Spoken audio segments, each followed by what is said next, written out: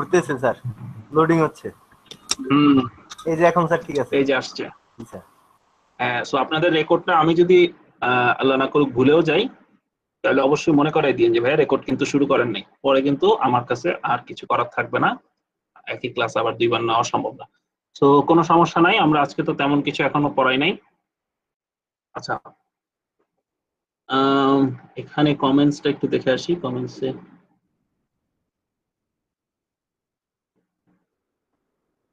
করিয়ে দিলাম ভাইয়া। আচ্ছা, যাই হোক, থ্যাংক ইউ। এবার কন্টিনিউ করা যাক। আমরা ছিলাম কোথায়? আমরা ছিলাম হচ্ছে ফাংশন আর ফর্মুলা। ফর্মুলার মানে হচ্ছে যেগুলি হইতেছে মাইক্রোসফট এক্সেল এর কমন, যোগ, বিয়োগ, গুণ, ভাগ। গুণ কি দিয়ে করে? স্টার দিয়ে করে। ভাগ কি দিয়ে করে? ফরওয়ার্ড স্ল্যাশ দিয়ে করে। তারপরে কি? যোগ, বিয়োগ, গুণ, ভাগ। তারপরে হচ্ছে ব্র্যাকেটের ব্যবহার। ব্র্যাকেটের ভিতরে কিন্তু একটা কনসেপ্ট আছে, first bracket, second bracket, third bracket. এই first bracket, second bracket, third bracket কিভাবে করে? যারা অঙ্কে ভালো তারা জানেন, আমি তাও দেখাচ্ছি। তারপরে টু দি পাওয়ার করা যায়। টু দি পাওয়ার, এই যে টু দি পাওয়ার হচ্ছে 6 এর উপরে যে আইকনটা, এটা দিয়ে টু দি পাওয়ার। নরমালি এই জিনিসগুলো দিয়ে যখন আপনি কাজ করবেন তখন এটা একটা ক্যালকুলেটিভ ফর্ম, মানে ক্যালকুলেশনটা অটোমেটিকলি হচ্ছে, এখানে আপনার আসলে কোনো ফাংশন লেখার দরকার হচ্ছে না। সেই জন্য ইকুয়াল দিয়ে শুরু করে দিয়ে এগুলি আপনি ক্যালকুলেটরের মতো যোগ, বিয়োগ, গুণ, ভাগ, পার্সেন্টেজ যা করবেন এগুলি হচ্ছে কোনো ফর্মুলার মধ্যে পড়বে, ফাংশন হবে না। কিন্তু আপনি যদি কোনো কিছু মানে এক্সেল এর ভিতরে একটা সিস্টেমকে আপনি যখন অ্যাপ্লাই করবেন, যেমন এখানে এই যে ফর্মুলার ভিতর যাবেন, ফর্মুলার ভিতর দেখেন এখানে ফাংশন লাইব্রেরি, মানে কি? ফাংশনের একটা ডাটাবেস দিছে যে কি কি ফাংশন এক্সেলে আছে। এখানে আছে মোর ফাংশন, এখানে আছে মোর ফাংশন, এখানে আছে অনেক ফাংশন আছে, সব এখানে নাইও। তো এই যে প্রত্যেকটার কিন্তু এক একটা করে স্টার্টিং নাম আছে। লজিকের ক্ষেত্রে ইফ আছে, এন্ড আছে, ফলস আছে। তো প্রত্যেকটা ফাংশনের এক একটা করে নাম আছে এবং নামগুলা স্টার্ট হয় ইচ্ছা। যেমন আপনি যদি ইফ দিয়ে একটা ফর্মুলা দিতে চান, is equal two if first bracket, এই যে শুরু হয়ে গেল। তো এই যে একটা স্ট্রাকচারের ভিতরে আপনি কোনো স্পেসিফিক উত্তর দিবেন, তখনই সেটা কি হবে? ফাংশন হবে। তো আমি সবচেয়ে সহজ, সবচেয়ে বেশি ব্যবহৃত ফাংশনটা ব্যবহার করলাম। এটা কি? সাম। ধরেন এখানে আমার কিছু নাম্বার আছে, তো এই নাম্বার গুলাকে যদি আমি যোগ করতে চাই তাহলে কি হবে? Is equal to some. Some first bracket. এখন দেখেন সে এখানে কিন্তু অ্যান্সার দিচ্ছে নাম্বার 1, নাম্বার 2, মানে আপনি এটা যোগ করবেন, কমা, এটা যোগ করবেন, কমা, এটা যোগ করবেন। অর্থাৎ আপনি কোন নাম্বার গুলাকে যোগ করতেছেন সেটা কিন্তু কমা দিয়ে দিয়ে দেখাইতে পারেন, অথবা আপনি রেঞ্জও দেখাই দিতে পারেন। যদি একই সঙ্গে রেঞ্জে হয়, ধরেন আপনি এই জায়গাটুকু যোগ করবেন, সাথে এই জায়গাটুকু যোগ করবেন, অর্থাৎ এই জায়গাটুকু যোগ করবেন। তো আপনি এই দুইটা জায়গা যদি যোগ করতে চান তাহলে আপনাকে কিন্তু দুইটা নাম্বার সেট দিতে হবে, দুইটা রেঞ্জ দিতে হবে। ইজ ইকুয়াল টু সাম, আপনার এই তিনটা এরিয়া সিলেক্ট করবেন, তারপরে আপনাকে কমা দিতে হবে, তারপরে আবার এই তিনটা এরিয়া সিলেক্ট করবেন, দিয়ে আপনি ব্র্যাকেট ক্লোজ করলেন। ওকে, অর্থাৎ ফর্মুলাটার ফাংশন শুরু হলো, ফাংশন এসইউএম টা ফাংশনের নাম, first bracket, area, comma, area, end. Enter দিলে আপনার রেজাল্ট আসবে যে এইখানে যোগফলটা কত, এই দুইটার যোগফল এত। তো এখানে আপনার জিনিসটা যারা জানেন তাদের কাছে খুব ইজি মনে হইলো, বাট আমি একদম স্ট্রাকচারটা বুঝালাম। এফএক্স বাটনের কাছে কি? ফর্মুলার পাশে দেখবেন এফএক্স বাটন আছে। এফএক্স বাটনে ক্লিক করলে একটা বক্স আসবে, যে বক্সের ভিতরে সে আপনাকে দেখাবে যে আপনি অ্যাকচুয়ালি ফর্মুলাটা, যে ফাংশনটা আপনি লিখেছেন সেই ফাংশনটার নাম কি, সাম, এবং সেখানে আপনি কি কি ইনপুট দিচ্ছেন। নাম্বার 1 এ আপনি একটা সেল ইনপুট দিলেন, নাম্বার 2 তে আপনি আরেকটা সেল ইনপুট দিলেন, এরকম করে দুইটা সেল ইনপুট দেওয়ার পরে তার রেজাল্টটা কত হওয়ার সম্ভাবনা আছে বা কত হবে সেটা দেখাচ্ছে। এবার এখানে বলে দিছে adds all the numbers in the range of cells, মানে যতগুলা তুমি রেঞ্জ দিবা সবগুলা সে করবে, এবং তুমি সর্বোচ্চ 255টা নাম্বার অফ সাম দিতে পারবা, অর্থাৎ 255টা এরকম অ্যাড করতে পারবা। যেমন এখানে আরো অ্যাড করতে পারবেন, আপনি আরো অ্যাড করতে পারবেন, এরকম করে 255টা নাম্বার অ্যাড করতে পারবা। নাম্বার মানে কিন্তু যে শুধু একটা সংখ্যা তা না, নাম্বার মানে হচ্ছে সেল মানে রেঞ্জ। তো এইরকম খুব স্পেসিফিক্যালি আপনাকে এফএক্স বাটনে চাপ দিলে, এফএক্স বাটনটা কোথা থেকে আনে, এফএক্স বাটনে চাপ দিলে যে ফর্মুলাটা আপনি লিখলেন সেটার কিন্তু ডিটেলসটা এখানে দেখায় যে আপনি যেটা লিখতেছেন সেটার রেজাল্ট কি আসবে এবং সেখান থেকে টোটালটা কি আসতে পারে এবং সেই গাইডলাইনটা আপনাকে দিবে। সো এটাই হলো ফাংশন আর ফর্মুলার পার্থক্য। আশা করি সবাই বুঝতে পারছেন। যোগ বিয়োগ গুণ ভাগটা দেখাই। যোগ বিয়োগ গুণ ভাগ দেখানোর কিছু নাই। আর এখানে একটা জিনিস খেয়াল রাখবেন, যেমন 2805 দিয়ে 0 দিয়ে ভাগ দেওয়া যায় না, এটা যারা ম্যাথ জানে তারা বুঝেন। 0 দিয়ে ভাগ দিলে অ্যান্সার এরর আসবে। 0 দিয়ে ভাগ দেওয়া যাবে না।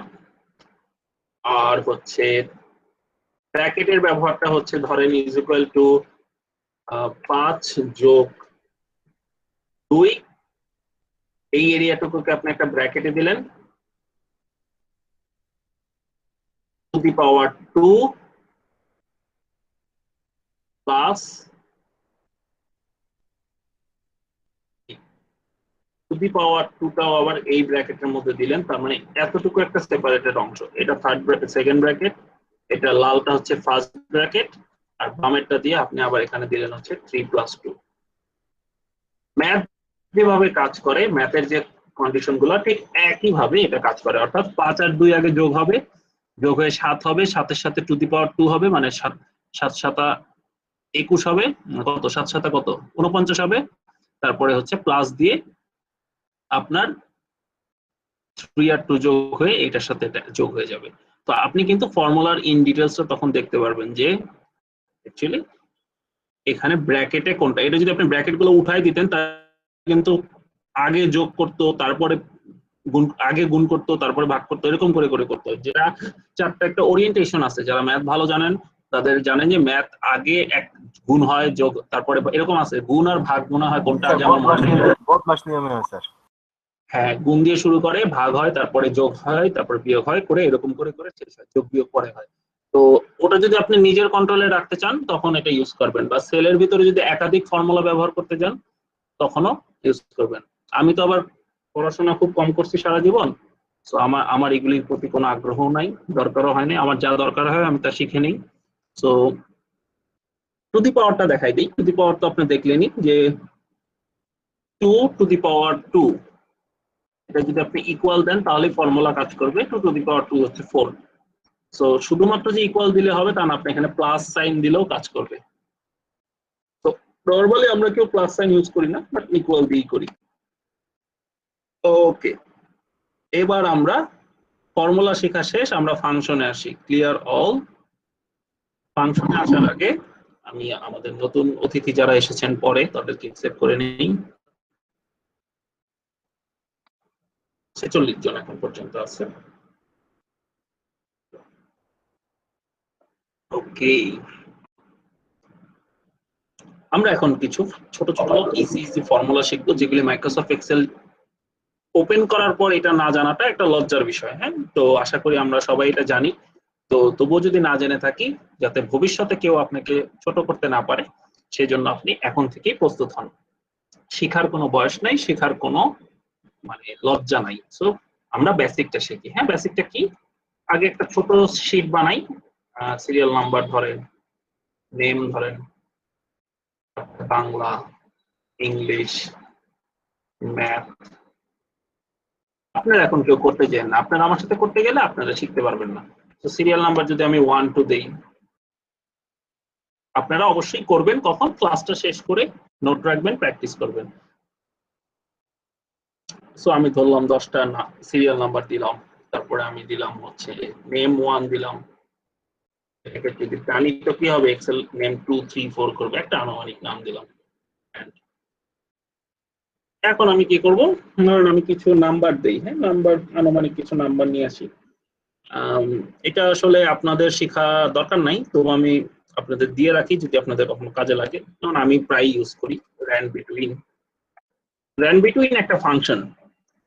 র্যান্ড বিটুইন কি? একটা ফাংশন। ফাংশনটার নাম কি? RAND between, RAND BTWIN, between. মানে র্যান্ডমলি, এটা আমরা যদি এফএক্স বানিয়ে ক্লিক করি, দেখেন এটা কি বলবে, সে বলবে কি যে return a random number between the numbers you specify, মানে তুমি যে নাম্বারগুলো বলে দিবা তার মধ্য থেকে একটা র্যান্ডম নাম্বার তোমাকে দিবে। সো আমি ধরেন বটম আর টপ, এখানে দুইটা প্রশ্ন করছে, একটা প্রশ্ন হচ্ছে বটম আর একটা প্রশ্ন হচ্ছে টপ। ধরেন আমি বটম দিলাম হচ্ছে 10 আর টপে দিলাম হচ্ছে ধরেন 90, দিলাম অ্যান্সার কিন্তু দেওয়া শেষ। দুইটা প্রশ্ন করেছিল, আমি দুইটা প্রশ্নের উত্তর দিলাম। কি কি ছিল যে বটমে কি দিবা আর টপে কি দিবা, আমি বটমে দিলাম 10, টপে দিলাম 90। আমি আপনাদের কি শেখাচ্ছি, ফাংশন শেখাচ্ছি, যে এই ফাংশনটার নাম কি, এই ফাংশনটার নাম হচ্ছে র্যান বিটুইন, এন্ড আমি বটমে দিব 10, টপে দিব হচ্ছে 90। সে কি করবে, সে এই সংখ্যাগুলোর মধ্য থেকে যে কোনো এনি ওয়ান, একটা লটারির মতো করে একটা সংখ্যা সে রেজাল্ট দিবে, দিয়ে আমি ওকে দেই, দেখেন সে 20 দিল। এবং এটা আপনি যতবার রিফ্রেশ করবেন ততবার সে আবার আপডেট হবে, 45 দিচ্ছে, আপনি আবার দেন 24 দিচ্ছে, অর্থাৎ সে 10-এর নিচেও নামবে না, 90-এর উপরেও নামবে না, এর মধ্যে একটা নাম্বার সে আপনাকে দিবে। তো এটা আমি কেন ব্যবহার করলাম, এটা আমি কপি করে টাইপ করার কষ্টটা বাঁচাইলাম আর কি, কপি করে এখানে পেস্ট করলাম। এখন দেখেন আমাকে কিছু আনুমানিক সংখ্যা দিল, যেটা হচ্ছে আমি 10 থেকে 90 এর মধ্যে সে আমাকে দিচ্ছে। তো এই নাম্বারগুলো আমার পুরোটাই র্যান্ডম নাম্বার। যে এটা কখন ব্যবহার হয়, ধরেন অনেক সময় লটারি করার সময় কিন্তু এটা ব্যবহার হয়, যে আপনি 1000 জনের থেকে 10 জনকে সিলেক্ট করবেন, সো তখন তারা এখান থেকে র্যান্ডমলি এক্সেল একবারে 10 জনকে দিয়ে দিবে। তো ওটা করলে তো আর মজা থাকে না, বাট তাও যদি আপনাদের জীবনে কখনো কাজে লাগে তাহলে কিন্তু আপনারা এটা করতে পারেন। এখন কথা হচ্ছে, আমি চাচ্ছি না যে এই ফর্মুলাটা থাকুক, ফর্মুলাটা আমি উঠাই দিব। সো আমার ক্লাসে অলরেডি যারা করেছেন তারা হয়তো জেনে গেছেন যে ফর্মুলা উঠায় দেওয়ার একটা টুলস আছে, সেটা হচ্ছে কপি পেস্ট করা যায়। কপি করে নিয়ে পেস্ট করব, কি পেস্টের গিয়ে ভ্যালুতে পেস্ট করব, পেস্ট ভ্যালু, এই দেখেন পেস্ট ভ্যালু। পেস্ট ভ্যালুতে ক্লিক করলে সে শুধু ভ্যালুটা অর্থাৎ রেজাল্টটা, ফাংশনের রেজাল্টটা অর্থাৎ ফর্মুলার যে রেজাল্টটা আসে সেই রেজাল্টটা রাখবে, ফর্মুলাটাকে সে নাই করে দিবে। অর্থাৎ একটা ফাংশন থেকে যে রেজাল্টটা আসছে সেই রেজাল্টটাকে সে রাখবে, তারপরে সে যে ফর্মুলাটা ছিল সেটাকে সে নাই করে দিবে। ওকে, তো আমি পেস্ট ভ্যালু দিলাম। এখন দেখেন আমার কিন্তু ডাটাটা শুধুমাত্র রেজাল্ট গুলা রয়ে গেল, আমার ফাংশনটা চলে গেল। এখন এটা যারা বুঝছেন এক্সেলেন্ট, যারা বুঝেন নাই কোনো সমস্যা নাই, যেহেতু অনেকে নতুন আছে, এটা আমাদের পড়ার বিষয় না। আমি কি করলাম, আমি নাম্বারগুলা টাইপ করা থেকে বাঁচার জন্য আমি একটা ফাংশন লিখলাম, এবং ওই ফাংশনটা খুবই সহজ ছিল। ওই ফাংশনের দুইটা প্রশ্ন ছিল, প্রশ্ন দুইটা কি ছিল, is equal two ran between, ran between দেওয়ার পরে আমি কিন্তু চাইলে পুরো র্যান বিটুইনটা লিখতে পারি, অথবা এই র্যান বিটুইনের উপরে এসে মাউসে ডবল ক্লিক করতে পারি, অথবা কিবোর্ডে আপ ডাউন দিয়ে ওই জায়গাটায় এসে কিবোর্ডে ট্যাব বাটন চাপ দিতে পারি, তাহলে দেখেন আপনি র্যান বিটুইনটা এসে গেল। ওকে, আসার পরে আপনাকে দুইটা প্রশ্ন করছে। প্রথম প্রশ্নটা হচ্ছে বটম, আপনি মাউস ধরলেই দেখবেন এই যে এই জায়গায় কি লাল নীল হয়ে আছে। তো আমার বটম কত, আমি ধরেন 10, আমি সর্বনিম্ন 10 এবং সর্বোচ্চ হচ্ছে টপে দিব হচ্ছে ধরেন 90। তো এই দুইটা প্রশ্নের মাঝখানে পার্থক্য করবে কি, কমা। তো কমা দিয়ে আমি দিলাম হচ্ছে 90, দিয়ে আমি ব্র্যাকেট ক্লোজ করলাম, অর্থাৎ আমার প্রশ্ন শেষ। আর তো কোনো প্রশ্ন নাই, ওরাই কিন্তু বলে দিচ্ছে এখন ব্র্যাকেট ক্লোজ করো, নিচের লাইনে দেখেন সে কিন্তু বলে দিচ্ছে যে ব্র্যাকেট ক্লোজ করো। আমি ব্র্যাকেট ক্লোজ করে দিলাম, দিয়ে এন্টার দেন, তাহলে কিন্তু আপনার অ্যান্সারটা আসতেছে। খুব ইজি জিনিস এবং ক্লিয়ার হওয়ার জন্য আমরা জাস্ট 1 মিনিট সময় নেই। আজান হচ্ছে আমার এলাকায়, আজানটা একটু শেষ হোক।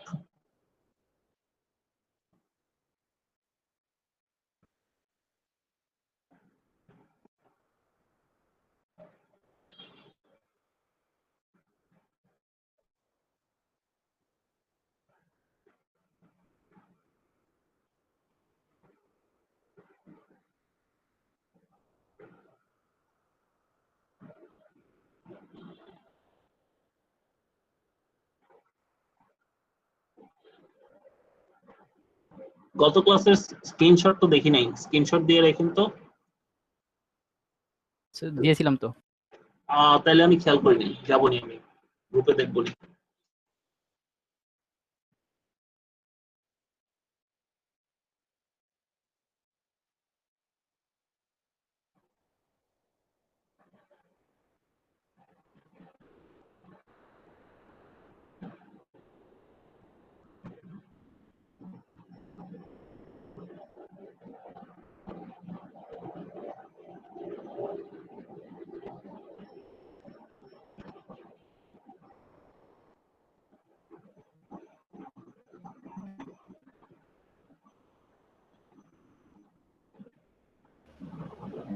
আসসালামু আলাইকুম ভাই, আমি তানিয়া ইসলাম বলছিলাম। হ্যালো। হ্যালো, জি ভাইয়া, একটা অফ টপিক কোশ্চেন ছিল। বলে ফেলেন। ভাইয়া, আমাদের ক্লাস কি 4 তারিখের আগে শেষ হয়ে যাবে? 4 তারিখ, 4 তারিখ ক্লাস 4 তারিখ, থামেন রুট, আমার তো ইয়া দেখতে হবে। আজকে অ্যাকচুয়ালি হচ্ছে ভাইয়া বলি, আমি হচ্ছে আপনার ওই যে এইচআর মার্ট বিডিতে আপনার একটা প্রসপেক্টাস দেখেছি। আপু আপনি ইয়া এক অর্গানাইজেশনে আপু আরেক অর্গানাইজেশনের কথা বলা যাবে না আপু, আপনি পার্সোনালি নক করে। জাস্ট এটার জন্য না ভাইয়া, আমি জিজ্ঞেস করতেছি যে 4 তারিখের আগে আমাদের ক্লাসটা শেষ হয়ে যাবে কিনা। হ্যাঁ আপু, এটা ঠিক আছে, আমি এটার অ্যান্সার দিচ্ছি। এইচআর মার্কেটে আমার প্রমোশন চলতেছে, সেটা অন্য হিসাব, কিন্তু ওইটা তো আসলে এই পিপল ইনটেকের সাথে ওটার কোনো সম্পর্ক নাই। আমি আচ্ছা, এটা একটু লাইনে থাকেন। রিলেটেড কোনো কোশ্চেন করিও না ভাইয়া। ইটস ওকে আপু, একটু লাইনে থাকেন, আমি চেক করে দেখতেছি, ক্যালেন্ডারটা দেখে বলতেছি। 30 তারিখ না, আমরা পরের সপ্তাহে পাবো 2টো ক্লাস, আমাদের হাতে আছে আরো হচ্ছে টোটাল আজকে 5 নাম্বার ক্লাস, মানে আর 3টা ক্লাস হবে। তার মানে হচ্ছে 5 তারিখে একটা ক্লাস হবে, 7 তারিখে একটা ক্লাস হবে, আর হচ্ছে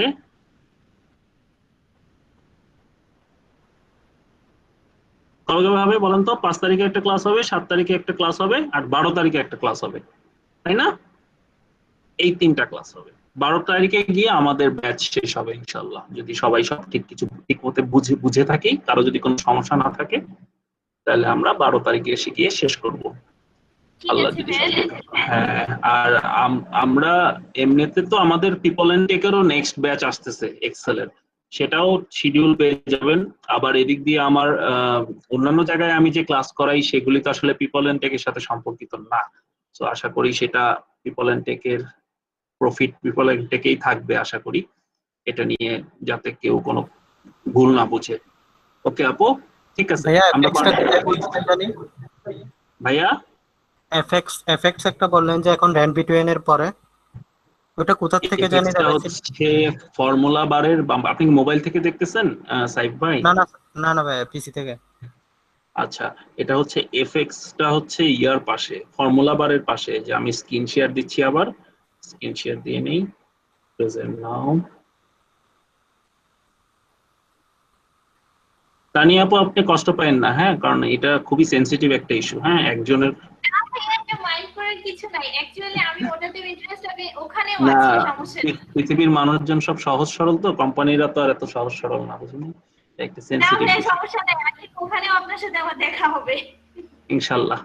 আমি আসলে করোনার কারণে খুবই কমের ওপর যাচ্ছি, কাউকে কখনো বড় চার্জ করতেছি না। আমার কর্পোরেট গুলা খুবই এক্সপেন্সিভ। আমার 2019 সালে ভালো ভালো কয়েকটা ব্যাচ গেছে, 30-40 হাজার টাকা করে দিতে হয়েছে কোম্পানি। তো এগুলি তো কিছুই না, বাসায় বসে করা যায়, এটা একটা সুবিধা। যাই হোক, এখানে দেখেন এফএক্স বাটন, দেখেন এই যে এইটা হলো এফএক্স বাটন। হ্যাঁ, ফর্মুলা বারের পাশে দেখছেন, এটা চাপ দিলে ওই ইয়াটা আসে, বুঝছি এফএক্স ভাইয়া। এর অপশন। Thank you. তবে মিউট করে ফেলি, আর কারো কোনো প্রশ্ন থাকলে বলতে পারেন বা নোট রাখেন, আমরা বলবো না, আমরা সামনে আগাই। তো আমরা যেটা শিখতেছিলাম যে একটা র্যান্ডম ডাটা বানালাম, এটা শিখে থাকা ভালো, না থাকলেও হবে। তো আমি বেসিক কিছু ফাংশন শিখবো, ধরেন যোগ করা। তো যোগ করা তো আমরা শিখছি যে এটা এটার সাথে এটা, তারপরে এটা। এখন আমরা বলতে পারেন সেল রেফারেন্স কি জিনিস। সেল রেফারেন্স হচ্ছে আপনি যে 50, 51 আর 12 এই তিনটাকে যে রেফার করলেন, C2 মানে হচ্ছে C2 সেল,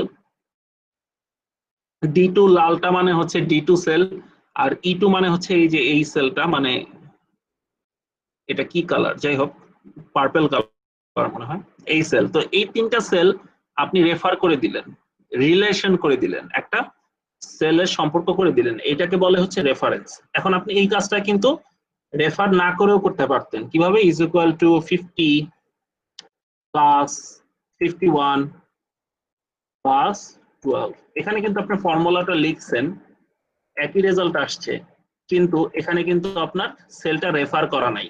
সেলটা কি করা নাই? রেফার করা নাই। এই যে আমি সেলের নাম লিখে দিলাম, প্রত্যেকটা সেলের একটা নাম আছে।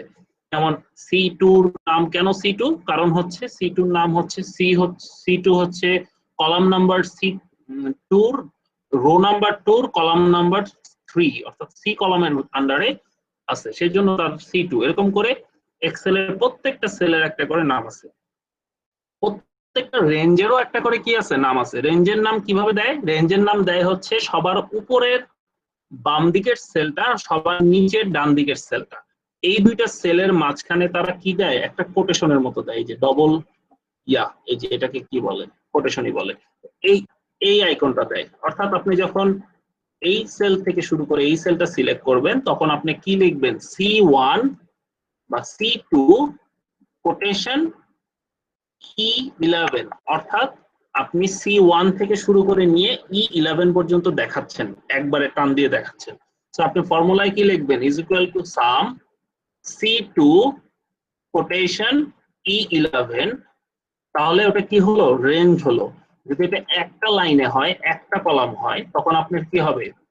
প্রথমটা লাস্টেরটা, অর্থাৎ C2 আর হচ্ছে C11, C2 আর C11। আর এটা কি ছিল? C1 আর এটা C2 আর হচ্ছে E11। সো এরকম করে করে সেল রেফার করে, এটাকে কি বলে? Cell reference. সেল রেফার কেন করে? সেল রেফার করার ওয়ান এন্ড অনলি রিজন হচ্ছে এটা ডাইনামিক হয় এবং একটা রিলেশনশিপ ক্রিয়েট হয়। ধরেন আপনি এখানে কোনো একটা চেঞ্জ আনলেন, নাম্বার তো নরমালি চেঞ্জ হয় না, বাট যদি কোনো কিছু চেঞ্জ হয় তো সিম্পলি আপনার ডাটাটা অটোমেটিক্যালি আপডেট হবে, কারণ সে সম্পর্ককে কানেক্ট করে রাখছে এখানে যে রেজাল্টটা। কিন্তু এখানে কিন্তু সেটা চেঞ্জ হবে না, কারণ হচ্ছে আপনি এখানে 50 লেখা আছে, এটা ফিক্সড। কিন্তু এটা যে 55 হয়ে গেল, এটা চেঞ্জ হচ্ছে। এটা আমরা যারা জানা সবাই খুব জানি, নতুনদের জন্য এটা শিখিয়ে দিলাম। এখনো নতুন জয়েন করছেন, অ্যালাউ করে দিলাম, কন্টিনিউ করি আমরা। তো বাংলা, ইংলিশ, ম্যাথ। তো আমি যদি এখানে বর্ডার দেই, বর্ডারের কাজ আমরা শিখেছি, বর্ডার দেব এখান থেকে অল বর্ডারস। বর্ডারে কিন্তু অনেক ডিটেলস আছে আরো, যাই হোক সামেশন। আর টোটাল যদি জানতে চাই তার টোটাল মার্কস কত, টোটাল মার্কস কত জানতে যদি চাই, তাহলে আমি কি ফর্মুলা ব্যবহার করব? সাম ফর্মুলা ব্যবহার করব। মনিরুজ্জামান ভাই এটা কি করলেন আপনি? আল্লাহ, মনিরুজ্জামান ভাই এসেই স্ক্রিন শেয়ার দিয়ে দিয়েছে।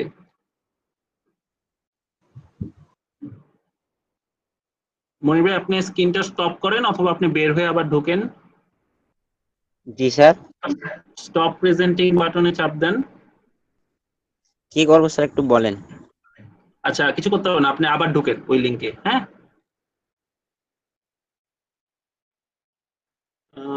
resume present, resume presenting।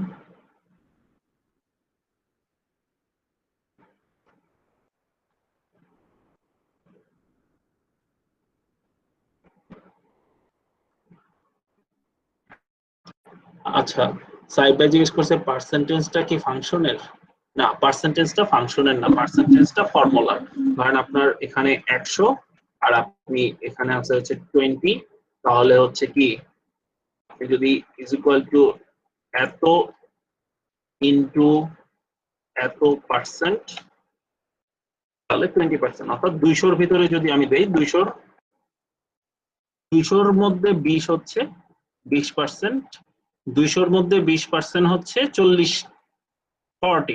তো এই যে পার্সেন্টেজটা ব্যবহার করতেছি, এটা যোগ বিয়োগ গুণ ভাগের মতোই সাধারণ একটা জিনিস। এখানে আসলে ফাংশনের শর্তটা হচ্ছে ইজ ইকুয়াল টু দিয়ে একটা লেখা আসবে, ইংলিশ লেখা, তারপরে সেটার উপরে ব্র্যাকেট শুরু হবে এবং তারপরে সে কিছু প্রশ্ন করবে।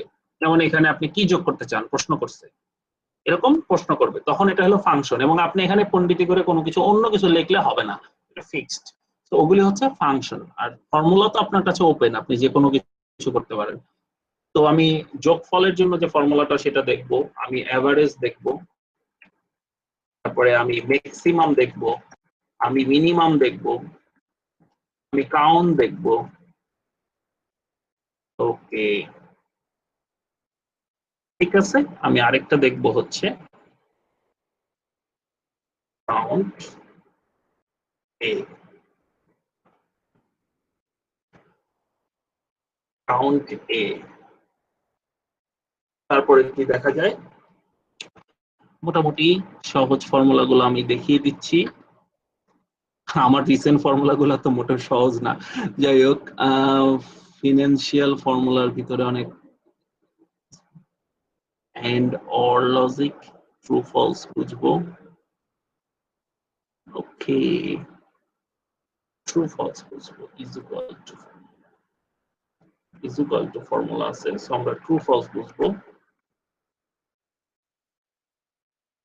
ট্রু ফলসও কিন্তু একটা ফর্মুলা, এটা মজার ফর্মুলা, এটা আমি আপনাকে দেখাচ্ছি একটু পরে। তারপরে আমরা শিখবো হচ্ছে গ্রেটার দেন, আমরা শিখবো স্মলার দেন, তারপরে আমরা শিখবো equal to greater than or equal to, smaller than or equal to. So এই জিনিসগুলো শিখবো, তার আগে আমি ছোট ছোট কাজগুলা শুরু করি। যেমন ধরেন এখানে all function total is equal two summation. Summation হচ্ছে, সামেশনের কাজ কি? সামেশনের কাজ হচ্ছে আপনি যেই রেঞ্জগুলো দেখাই দিবেন সেই রেঞ্জগুলো সে কি করবে, যোগ করবে। তো আমি এখানে একটা রেঞ্জই দেখাই দিচ্ছি, সো একটা রেঞ্জকে সে যোগ করলো।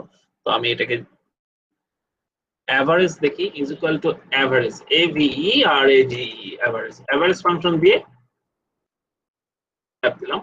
অ্যাভারেজে কিন্তু অনেক মজার মজার ফাংশন আছে। অ্যাভারেজ ইফ, যদি এটা হয় তাহলে অ্যাভারেজ করো, যদি ওইটা হয় তাহলে অ্যাভারেজ করো, মানে শুধু ঢাকার সেলগুলো অ্যাভারেজ করো, বুঝছেন? এরকম অ্যাডভান্স ফর্মুলা আছে, সেগুলো হয়তো আমাদের সিলেবাসে নাই। তো যতটুকু সম্ভব আমি কভার করব সামনের দিকে, আরো 3টা ক্লাসে।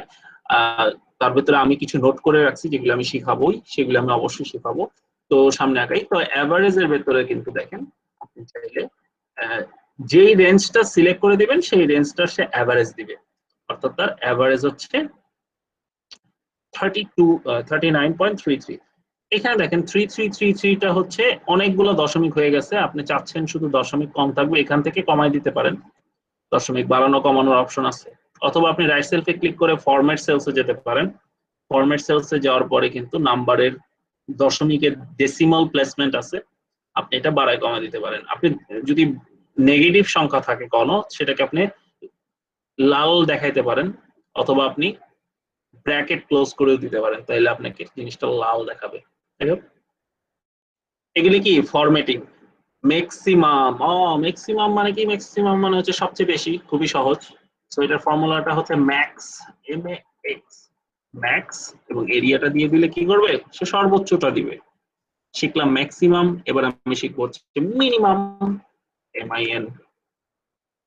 MIN হচ্ছে মিনিমাম ফাংশন। সো আপনি যে এরিয়াটা সিলেক্ট করবেন সেই এরিয়াটা দিয়ে এন্টার দিলে কি আসবে, ওই এরিয়াটুকুর মিনিমাম আসবে।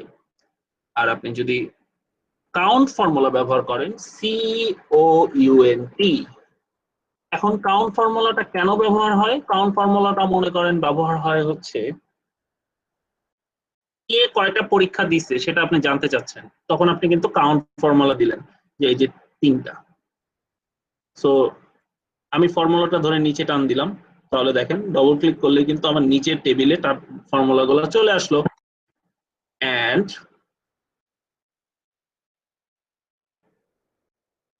ধরেন একজন একটা পরীক্ষা দেয় নাই, তাহলে সে এই যে এই ঘরটা খালি, এই ঘরটা খালি, তো এই খালি ঘরে এখানে কিন্তু দেখেন এটা 3-এর জায়গায় 2 হয়ে গেছে। কারণ কি? সে এখানে কাউন্ট করছে, গুনছে। কি গুনছে? সংখ্যা গুনছে। গুনার পরে দেখা গেল যে তার সংখ্যা কমে গেছে। এখন এটা তো হলো আমরা শিখলাম, যে একদম বেসিকে শিখলাম কিভাবে হাঁটতে হয়, কিভাবে বন্দুক ধরতে হয়, কিভাবে গুলি করতে হয়, এগুলি শিখতেছি। কিন্তু আপনি যখন যুদ্ধে যাবেন তখন কিন্তু আপনার এই ফর্মুলা গুলাই অনেক ডিটেলসে ব্যবহার হবে। একটা ফর্মুলার ভেতর আরেকটা ফর্মুলা ব্যবহার হবে, আরেকটা ফর্মুলা দিয়ে আরেকটা ফর্মুলা হবে, গুনবে যে এই সাইডে যতজন মানুষ আসছে ততজন মানুষের জন্য আরেক জায়গা থেকে এত পার্সেন্ট টাকা আনো, বা এরকম করে যখন আপনি লজিক গুলা অ্যাপ্লাই করবেন। যেমন আমাদের যেমন আজকেই একটা ব্যবহার হলো যে যে যে এমপ্লয়ি লাস্ট 2 বছরে একাধিকবার মোবাইল কিনছে, তাদের লাস্ট যে মোবাইলটা সে কিনছে সেটার উপর একটা করে রিপোর্ট দাও। তারা যারা 2টা কিনছে মোবাইল তাদেরটা আমার দরকার নাই, 2টা মোবাইলের রিপোর্ট দরকার নেই। তো এই যে এই অ্যান্সারটা দেওয়ার জন্য কিন্তু আমার কাউন্ট ফর্মুলাটা কাউন্ট ইফ ফর্মুলাটা ব্যবহার করতে হয়েছে, কারণ হচ্ছে সে প্রথমে গুনছে যে সে কয়টা মোবাইল কিনছে। তো তখন কিন্তু সে মানুষ বের করছে যে অমুক মানুষ একটা কিনছে, অমুক মানুষ 2টা কিনছে, অমুক মানুষ 3টা কিনছে। তো আমার দরকার শুধু সবার লাস্টেরটা। তখন আবার ডেট ক্যালকুলেশন করছে যে সে সবচেয়ে রিসেন্ট ডেটে কোনটা কিনছে এবং সেটা কত টাকা দিয়ে কিনছে এবং কয় তারিখে কিনছে এরকম। তো এই যে আমি কথাটা বললাম, এই রিপোর্টটা বের করার জন্য কিন্তু আপনার কাউন্ট দরকার। এখন আপনি যদি কাউন্ট ফর্মুলাই না জানেন, এখন আপনার কাছে মনে হইতে পারে যে আল্লাহ কাউন্ট দিয়ে পরীক্ষা কয়টা দিছে এটা শেখানোর জন্য কাউন্ট শিখাইতেছে, আসলে কিন্তু তা না। আপনি কনসেপ্টটা শিখবেন, কিন্তু সর্বোচ্চ এই যে মিনিমাম ম্যাক্সিমামের ব্যবহার অনেক ডিটেলসে আছে। যে আপনার মিনিমামে আপনি ব্যবহার করতে পারেন অনেক কিছুতে, যে আপনার স্যালারি শিট বানানোর সময় অনেক সময় মিনিমাম ম্যাক্সিমাম লাগবে। তারপরে আপনার সেলস টিম ম্যানেজ করার সময় সে মিনিমাম কত দূরে পর্যন্ত গেছে তার হেডকোয়ার্টার থেকে, সে আসলেই কি তার এভারেজ এরিয়া কভার করতেছে কিনা, বা সে কি আসলেই খুব অ্যাক্টিভ কিনা, সে তখন কিন্তু সে কতবার একটা ডাক্তারের কাছে ভিজিট করছে বা একটা দোকানে সে কতবার গেছে, সেটা কিন্তু আপনি মিনিমাম দিয়ে ম্যাক্সিমাম দিয়ে বের করে রিপোর্ট দিবেন যে হ্যাঁ ঠিক আছে সে অ্যাটলিস্ট একটা দোকানে মাসে 3বার গেছে। তো এই যে অ্যান্সার গুলা এগুলি কিন্তু আপনার ফর্মুলা গুলা জানা না থাকলে আপনি পারবেন না। সো ছোট ফর্মুলাকে হেলা করবেন না, ছোট ফর্মুলা গুলা মাথায় একদম ছোটস্থ রাখতে হবে এবং ছোট ছোট ফর্মুলা গুলা জোড়া লাগাই লেগোর মতো করে। বাচ্চারা যে লেগো দিয়ে খেলে, ছোট ছোট লেগো দেখতে কিছুই না, কিন্তু লেগো গুলা জোড়া লাগাই আপনাকে সুন্দর বাড়ি বানাইতে হবে। তো আমি বয়ান দিয়ে দিলাম অনেক, বয়ান থেকে আমরা আবার ফর্মুলায় আসি। কাউন্ট এ নামে একটা ফাংশন আছে, এই ফাংশনটার কাজ হচ্ছে সে কাউন্ট আর কাউন্টের মধ্যে পার্থক্য। স্যার কাউন্ট ফর্মুলাটা আরেকবার বলেন। কাউন্ট ফর্মুলাটা হচ্ছে ইজ ইকুয়াল টু কাউন্ট দিয়ে যে এরিয়াটুকু আপনি সিলেক্ট করে দিবেন বা যে রেঞ্জটুকু আপনি সিলেক্ট করে দিবেন সেই এরিয়াটুকুতে যতগুলো সংখ্যা আছে সেগুলি সে দিবে। কোনো ব্ল্যাঙ্ক থাকলে সেটাকে সে ধরবে না। যেমন এই জায়গায় ব্ল্যাঙ্ক আছে, আপনি ধরেন এখানে 2টা ফাঁকা করে দিলাম, ডিলিট করে দিলাম, তাহলে এখানে 2টা ঘর খালি আছে। সো সেই জন্য এখানে কাউন্টে 3-এর বদলে এটা 1 হয়ে গেল। এখানে আপনি যদি আবার নাম্বার দেন তখন আবার এটাকে 3 হয়ে গেল। সো এটা খুব পাওয়ারফুল একটা টুলস কাউন্ট। কাউন্ট আর কাউন্ট এর মধ্যে পার্থক্য হচ্ছে কাউন্ট এ কাউন্ট শুধুমাত্র যেমন ইজ ইকুয়াল টু কাউন্ট,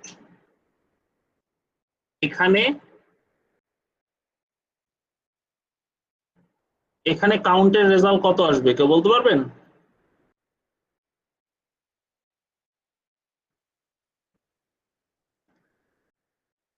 এই যে আমি ফর্মুলাটা লিখছি, এখন এন্টার দিলে রেজাল্ট কত আসবে?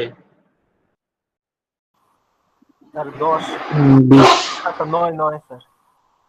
না না স্যার 1 থেকে 10, সিরিয়াল নাম্বার 1 থেকে 10, তাহলে রেজাল্ট কত আসবে? স্যার 10ই আসবে স্যার। 2টা কলাম তো 10 আসবে স্যার, আর নাম্বার 10টা 20 আসবে। যারা যারা আগে থেকে জানেন তারা খুব কনফিডেন্টলি 10 বলতে পারতেছেন, অ্যান্সার 10 আসবে। কারণ হচ্ছে কাউন্ট ফর্মুলা শুধুমাত্র নাম্বার গুনতে পারে, নাম্বার পার্সেন্টেজ এগুলি ধরতে পারে, ডেট এগুলি ধরতে পারে। কাউন্ট ফর্মুলা কিন্তু সংখ্যা লেখা মানে অ্যালফাবেট লেখা টেক্সট এগুলি ধরতে পারে না। বুঝতে পারছেন? কাউন্ট ফর্মুলায় যদি এখানে আপনার একটা খালি থাকতো তাহলে সে এটা 9 করে দিত, কিন্তু আপনার এই যে নাম্বার যেটা সেটা সে ধরতে পারে না। এগুলি কি? এগুলি তো টেক্সট, সরি টেক্সট সে ধরতে পারে না। সো এই টেক্সট ধরার জন্য কিন্তু একটা ফর্মুলা আছে, সেটার নাম হচ্ছে কাউন্ট এ। কাউন্ট এ মানে হচ্ছে কাউন্ট এ, কাউন্টের মানে হচ্ছে যে এভরিথিং, অল, যে আপনি যা সিলেক্ট করে দিবেন সেই এরিয়াটুকু সে ধরে দিল। দেখেন এখানে আপনার যদি দুইজনকে ব্ল্যাঙ্ক করে দেন, দুইটা নাই, তাহলে কিন্তু এটা 8 হয়ে গেল। বা শুধু যে সংখ্যা টেক্সট কাউন্ট করবে তা না, আপনি এই জায়গায় দিলে আপনি কিন্তু টেক্সটও কাউন্ট 17টা রেজাল্ট দিছে, মানে সে টেক্সটও কাউন্ট করবে, সংখ্যাও কাউন্ট করবে, এভরিথিং গুনবে, শুধুমাত্র সাদা সেলগুলোকে সে বাদ দিবে। বুঝতে পারছেন? সো কাউন্ট আর কাউন্টের মধ্যে পার্থক্য আমরা বুঝে গেলাম। তো আমরা কখন কাউন্ট ইউজ করব? যখন আমরা শুধু সংখ্যা নিয়ে কাজ করব তখন আমরা কাউন্ট ইউজ করব। আর আমরা যখন দেখব যে না আমাদের কাউন্টের সাথে সংখ্যা না অন্য কিছু কাউন্ট করতে হচ্ছে, তখন আমাদের কাউন্ট এ ফর্মুলা দিতে হবে। কাউন্টের ভিতরে কিন্তু আপনার অনেক অ্যাডভান্স ফর্মুলা আছে, যেমন কাউন্ট ইফ আছে, কাউন্ট ইফ, কাউন্ট ইফস। আপনার কথা শোনা যায়নি আপু, আরো জোরে বলতে হবে। কাউন্ট এ ফর্মুলাটা আরেকবার একটু দেখাবেন। কাউন্ট এ, আচ্ছা কাউন্ট এ ফর্মুলা হচ্ছে এভরিথিং। ধরেন আপনি এখানে লিখলেন হচ্ছে এ বি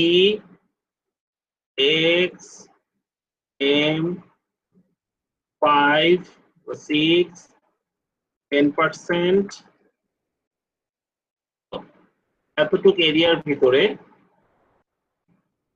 আর একটা তারিখও দেন, 2রা ফেব্রুয়ারি 2019। তো আপনি এই এরিয়াটুকুর ভিতরে আপনি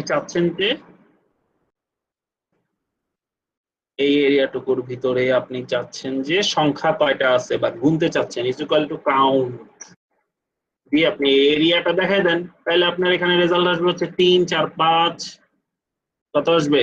1 2 3, 3 আসবে। 3 কেন 3 আসলো? কারণ হচ্ছে কাউন্টের রেজাল্ট 3 আসলো, কারণ হচ্ছে সে শুধু সংখ্যা, পার্সেন্টেজ, ডেট এগুলি গুনে, সে কিন্তু ইয়া গুনতে পারে না। এই যে 10% এটাও কিন্তু একটা সংখ্যা। আপনি যখন এটার ফরম্যাট ক্লিয়ার করবেন, ক্লিয়ার ফরম্যাটে দিবেন, তখন দেখেন 0.1 আর 10% কিন্তু একই জিনিস। 0.5 মানে 50%, 0.9 মানে হচ্ছে 90%। সো এটা একটা সংখ্যা, 6 একটা সংখ্যা। তারপরে ডেটটাও কিন্তু একটা সংখ্যা, ডেটকে আপনি যদি ফরম্যাট ক্লিয়ার করেন সে কিন্তু 43,000 সামথিং হয়ে যাবে। আমরা শিখবো যে এটা কিভাবে 43,000 সামথিং কেন হইলো। এটা আমাদের ডেট ক্যালকুলেশন এন্ড ডেটের ফর্মুলার ভিতরে আমাদের একটা টপিক আছে, যেখানে আমরা ডেট ক্যালকুলেট করে একটা ডেট থেকে আরেকটা ডেটে পার্থক্য কেমনে বের করে, জন্মদিন কেমনে বের করে, একটা মানুষ কত বছর ধরে একটা জায়গায় কাজ করতেছে সেটা বের করে। ওটা হচ্ছে ডেটের মাস, দিন, বছর এগুলি বের করে কিভাবে, সেটার আলাদা টপিক আছে। দেখো ডেটও একটা ফর্মুলা, ডেটও একটা কি, ডেটও একটা সংখ্যা, সরি। এবার আমি যদি কাউন্ট এ তে যাই, is equal to count A, count A তে যেতে দিব, তাহলে এভরিথিং সবকিছু সে বের করবে। 7টা, 1 2 3 4 5 6 7। এখন আমি যদি বলি যে এখানে খালি ঘর কয়টা আছে, এটার উত্তর কে দিতে পারবে?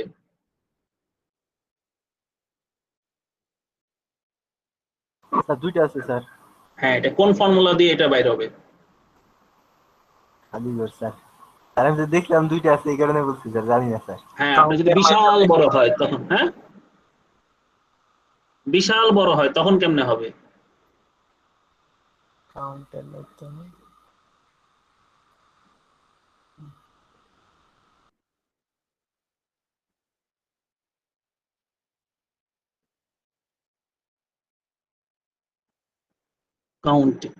কাউন্ট এ দিয়ে আপনার আসতেছে হচ্ছে টোটাল সংখ্যা 1 2 3 4 5 6।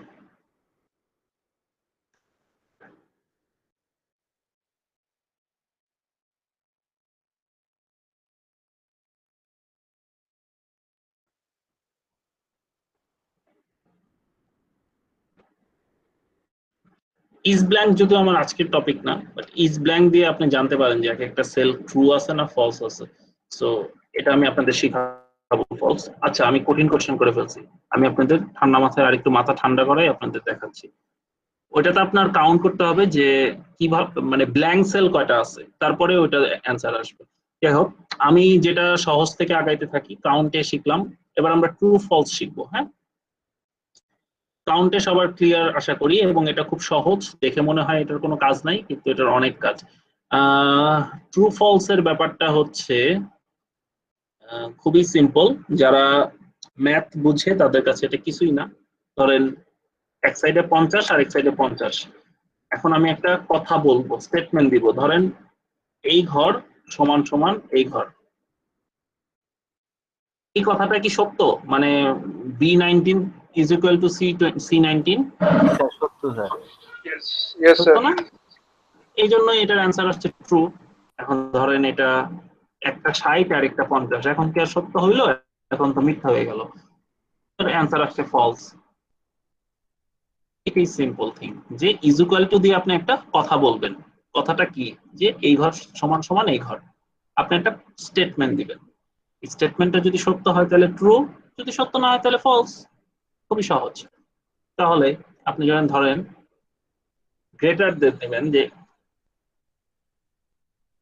এই ঘর ইজ গ্রেটার দেন ওই ঘর, মানে B19 is greater than C19, অর্থাৎ সবুজটা আমি বলতেছি এখানে যে, হ্যাঁ আমি বলতেছি এখানে যে সবুজ ইয়াটা বড়, নীলটা বড়, আসলে তো নীলটা 50 ছোট, অ্যান্সার ফলস। ঠিক একইভাবে আপনি চাইলে greater than or equal to দিতে পারেন। গ্রেটার দেন অর ইকুয়াল মানে বড় অথবা সমান, ফলস। কিন্তু আপনি যদি 50-50 দেন তাহলে কিন্তু সে ট্রু দিবে, অর্থাৎ সমান, বড় অথবা সমান। ঠিক আছে? ঠিক একইভাবে আপনি smaller then smaller than or equal to true, অর্থাৎ ছোট অথবা সমান। এইভাবে করে আপনি কিন্তু লজিক লিখতে পারেন, ট্রু ফলস এর লজিক বের করতে পারেন। সো আমরা ট্রু ফলস এর লজিক কখন ব্যবহার করব? যখন বিভিন্ন শর্ত দিব, ফর্মুলার ভেতরে যখন ফর্মুলার মধ্যে শর্ত দিব, তখন কিন্তু ট্রু ফলসটা খুবই কাজে দিবে। সো আমাদের এটা একটা বেসিক ফর্মুলার অংশ, যে ট্রু ফলসটা কেন ব্যবহার করতে হয়। এইবার আমি, হ্যাঁ বলেন। ট্রু ফলস আবার বলবো?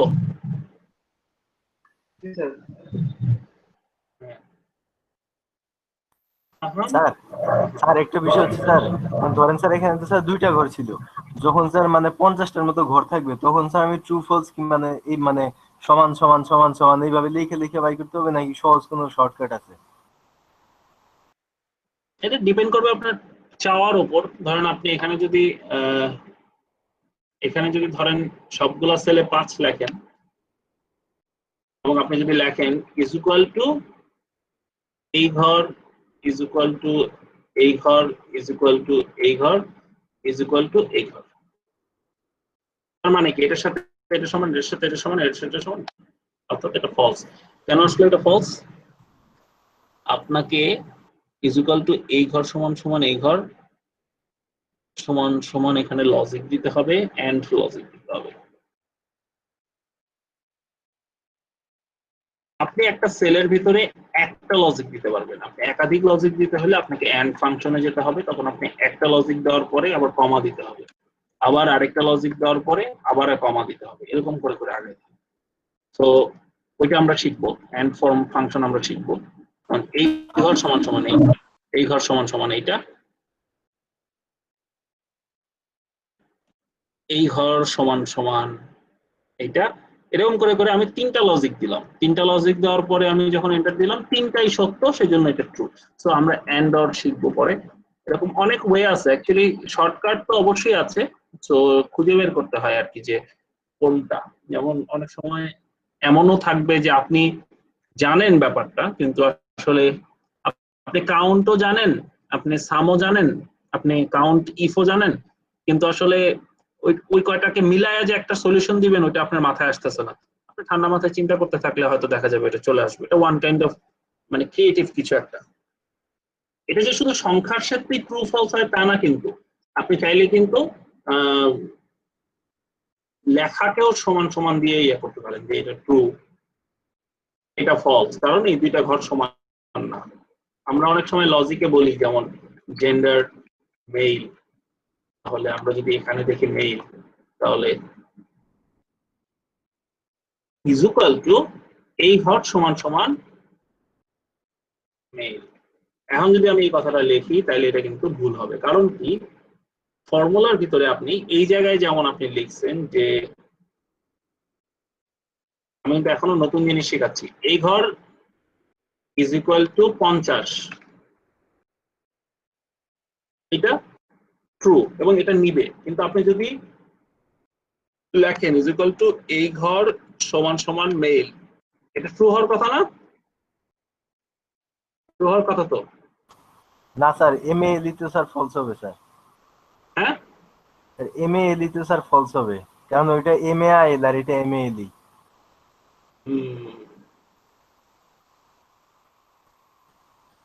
এবার বানান টাইপিং মিস্টেক ছিল, ইজ ইকুয়াল টু এই ঘর সমান সমান মেল, জি স্যার, এবার ট্রু হবে? হওয়ার তো কথা স্যার। হওয়ার তো কথা, কিন্তু এক্সেল আসলে ফর্মুলার ভিতরে সে কোনো টেক্সট অ্যালাউ করে না। ফর্মুলার ভিতরে আপনি যদি কোনো লেখালেখি করেন ABCDEFGH লেখেন, A থেকে Z সে বুঝে না। এর ভিতরে যদি আপনি কোনো ক্যারেক্টার লেখেন 1 2 3 4 বুঝবে, পার্সেন্টেজ বুঝবে, এই পর্যন্তই, কিন্তু সে ফর্মুলার ভিতরে লেখালেখি পছন্দও করে না এবং সেটা সে অ্যালাউ করবে না। তাহলে এটা সমাধান কি? এটা সমাধান হচ্ছে লেখাটাকে আপনাকে কোটেশনের মধ্যে রাখতে হবে। এটা কিন্তু বাংলাদেশের 100টা এক্সেল ব্যবহারকারী 10 জনও জানে না। হ্যাঁ, সো আপনারা এখন যা শিখতেছেন এগুলি কিন্তু আসলে আপনাদের ভ্যালু অ্যাড করবে। যে C24 is equal two mail, যেটা আপনি কি লিখতে হবে? কোটেশনের মধ্যে লিখতে হবে। এবার কিন্তু সে অ্যান্সার দিচ্ছে। এখন এখানে যদি জেন্ডার ফিমেল করে দেন, এটা ফলস আসতেছে। তো এক্সেলে কিন্তু ভবিষ্যতে এরকম শিখতে পারবেন আপনারা যে যদি এই ঘরটা মেইল হয় তাহলে এইটা হবে, বা যদি ফিমেল হয় তাহলে ডিসকাউন্ট 5% পাবে, বা এরকম করে করে যদি তার CGPA 5 হয় তাহলে সে এই বেনিফিট পাবে, বা একজন ক্লায়েন্ট যদি আমাদের আগে আরো 3 বার প্রোডাক্ট কিনে থাকে তাহলে সে ডিসকাউন্ট পাবে। মানে এই যে শর্তগুলো এগুলি কিন্তু আপনারা তখন ব্যবহার করতে পারবেন, কারণ আপনি ফর্মুলা লজিক গুলো শিখে যাচ্ছেন। তো আমি কমেন্টস গুলো একটু দেখি ভাইয়া,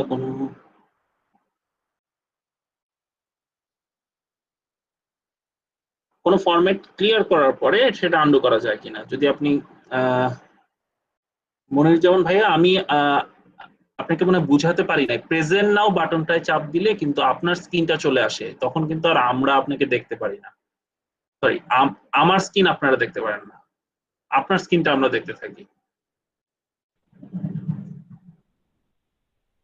ভাইয়া আপনি স্টপ প্রেজেন্টিং এ ক্লিক করেন, এই যে এখানে সবুজ রঙের যে বাটনটা আছে, নীল রঙের বাটন। ওয়ালাইকুম আসসালাম ভাই, স্টপ প্রেজেন্টিং বাটনটা ক্লিক করেন প্লিজ। আপনার স্ক্রিনের, মোবাইলের স্ক্রিনে যে স্টপ প্রেজেন্টিং বাটনটা আছে সেটাই ক্লিক করেন। আর মোবাইল থেকে এক্সেল শিখলে হবে না ভাইয়া, এক্সেল একটু কম্পিউটারে বসে করতে হবে। স্টপ প্রেজেন্টিং দিয়ে দেন।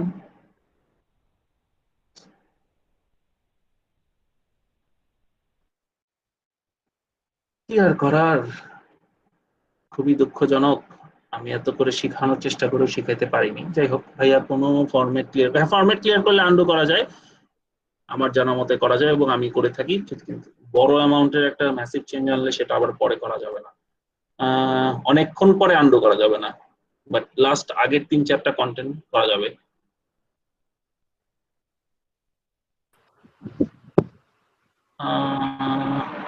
ভাইয়া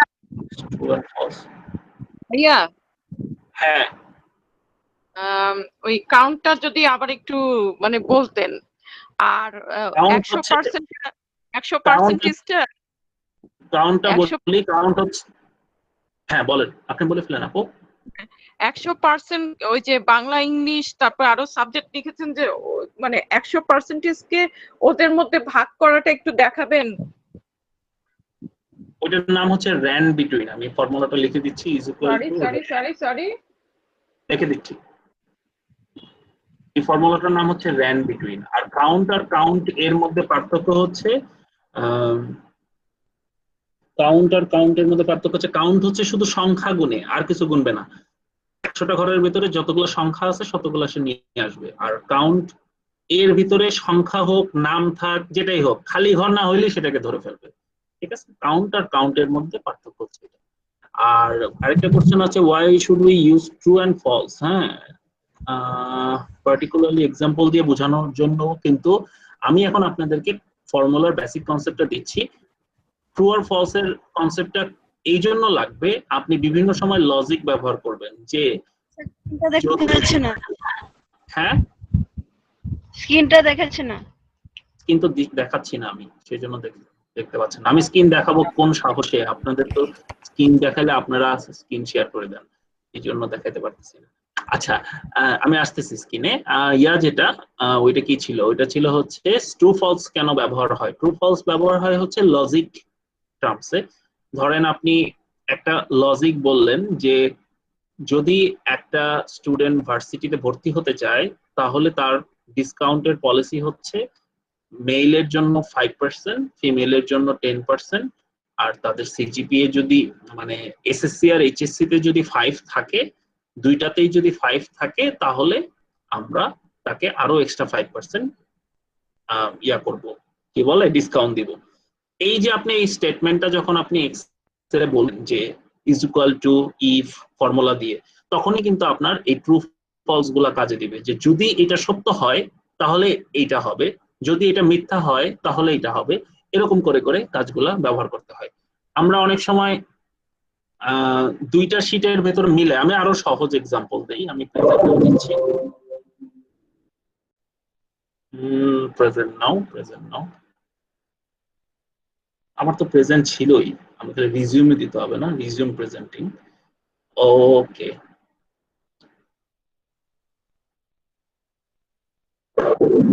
আর আপনারা যে কোশ্চেনটা করেন না, ভাইয়া এটা একটু আরেকবার দেখান, এটা একটু রিভিউ করেন, আমি তাহলে 15 মিনিট ধরে দেখাইলাম, তখন তো ওটা যদি আমি রিভিউ করতে আবার 15 মিনিট নেই, তাহলে হবে? আপনাদের স্পেসিফিক একটা প্রশ্ন করতে হবে না যে এই জায়গায় বুঝি নাই। আপনাদের অনেক সময় যেটা 1 মিনিটে বলে ফেলা যাবে সেটা আমি রিভিউ করতে পারবো, কিন্তু আমি কি এখন আবার ট্রু ফলস পুরোটা দেখাইতে গেলে তো আমার 10 মিনিট শেষ হয়ে যাবে। অসুবিধা নাই, ক্লাসে ভিডিও দেখে নিন, ভিডিওগুলো গ্রুপে দেওয়া থাকবে। হ্যাঁ ভিডিওগুলো তো আছেই, সেটা সমস্যা না। লার্নিং এর কোনো, এই যে আপনারা সকালবেলা একটা প্রশ্ন করছিলেন, কে জানো? সকাল মানে কি, ক্লাসের শুরুতে একজন কি জানো জিজ্ঞেস করলো, ভুলে গেলাম। ও, ফ্রি স্প্যান। হ্যাঁ, ফ্রি স্প্যানটা ভাইয়া একটু দেখেন। ফ্রি স্প্যান শব্দটা তো শিখছেন, ফ্রি স্প্যানটা আপনি গুগলে সার্চ দেন না, ফ্রি স্প্যানের মানে কি বেরোয় আসবে না? ফ্রি স্প্যান খুবই সহজ, 2 মিনিটের ভিডিও, দেখেন কিভাবে কাজ করে ফ্রি স্প্যান। ফ্রি স্প্যান কাজ করে হচ্ছে আপনি এরিয়াটা সিলেক্ট করবেন, এরিয়াটা সিলেক্ট করে জাস্ট রিভিউতে যাবেন, রিভিউ থেকে ফ্রি স্প্যানে গিয়ে ফ্রি স্প্যানস বাটনে ক্লিক করলে যেই জায়গায় আপনার মাউস ছিল তার উপরে আর বামে, যেমন উপরে এখানে আমার 55-তে আমার মাউসটা ছিল, তার উপরে ছিল হইতেছে ইয়েলো, এই যে এটা করে দিলাম, আর এই বাম সাইডে ছিল হইতেছে এটাও করে দিলাম, অর্থাৎ এই অংশটা পুরো নীল হয়ে যাবে। নীল হয়ে যাবে মানে কি, ফ্রিজ হয়ে যাবে। আপনি যখন যতই ডাইনে যান আপনার এই দুইটা অংশ কিন্তু থেকে যাবে, আপনি যতই নিচে যান সবার উপরটা থেকে যাবে। সো লার্নিংটা সেলফ লার্নিং হইতে হবে, কারণ আমি আপনাকে ওয়ে দেখাই দিচ্ছি যে কিভাবে এটা হচ্ছে। সো কোশ্চেন করার থেকে লজ্জা পাওয়া যাবে না, নতুন নতুন প্রবলেম নিয়ে আসতে হবে, নতুন নতুন প্রশ্ন করতে হবে, সেই সাথে নিজেকেও একটু শিখার আগ্রহ থাকতে হবে যে আচ্ছা এটা কিভাবে করে, আচ্ছা এটা কিভাবে ফাহাম স্যার যে জিনিসটা বললো এটা কি ঠিক আছে কিনা, আদৌ তো আমি একটু সার্চ দিয়ে দেখি পাইয়া। বা আমি কিন্তু এখনো শিখি, আমি রেগুলার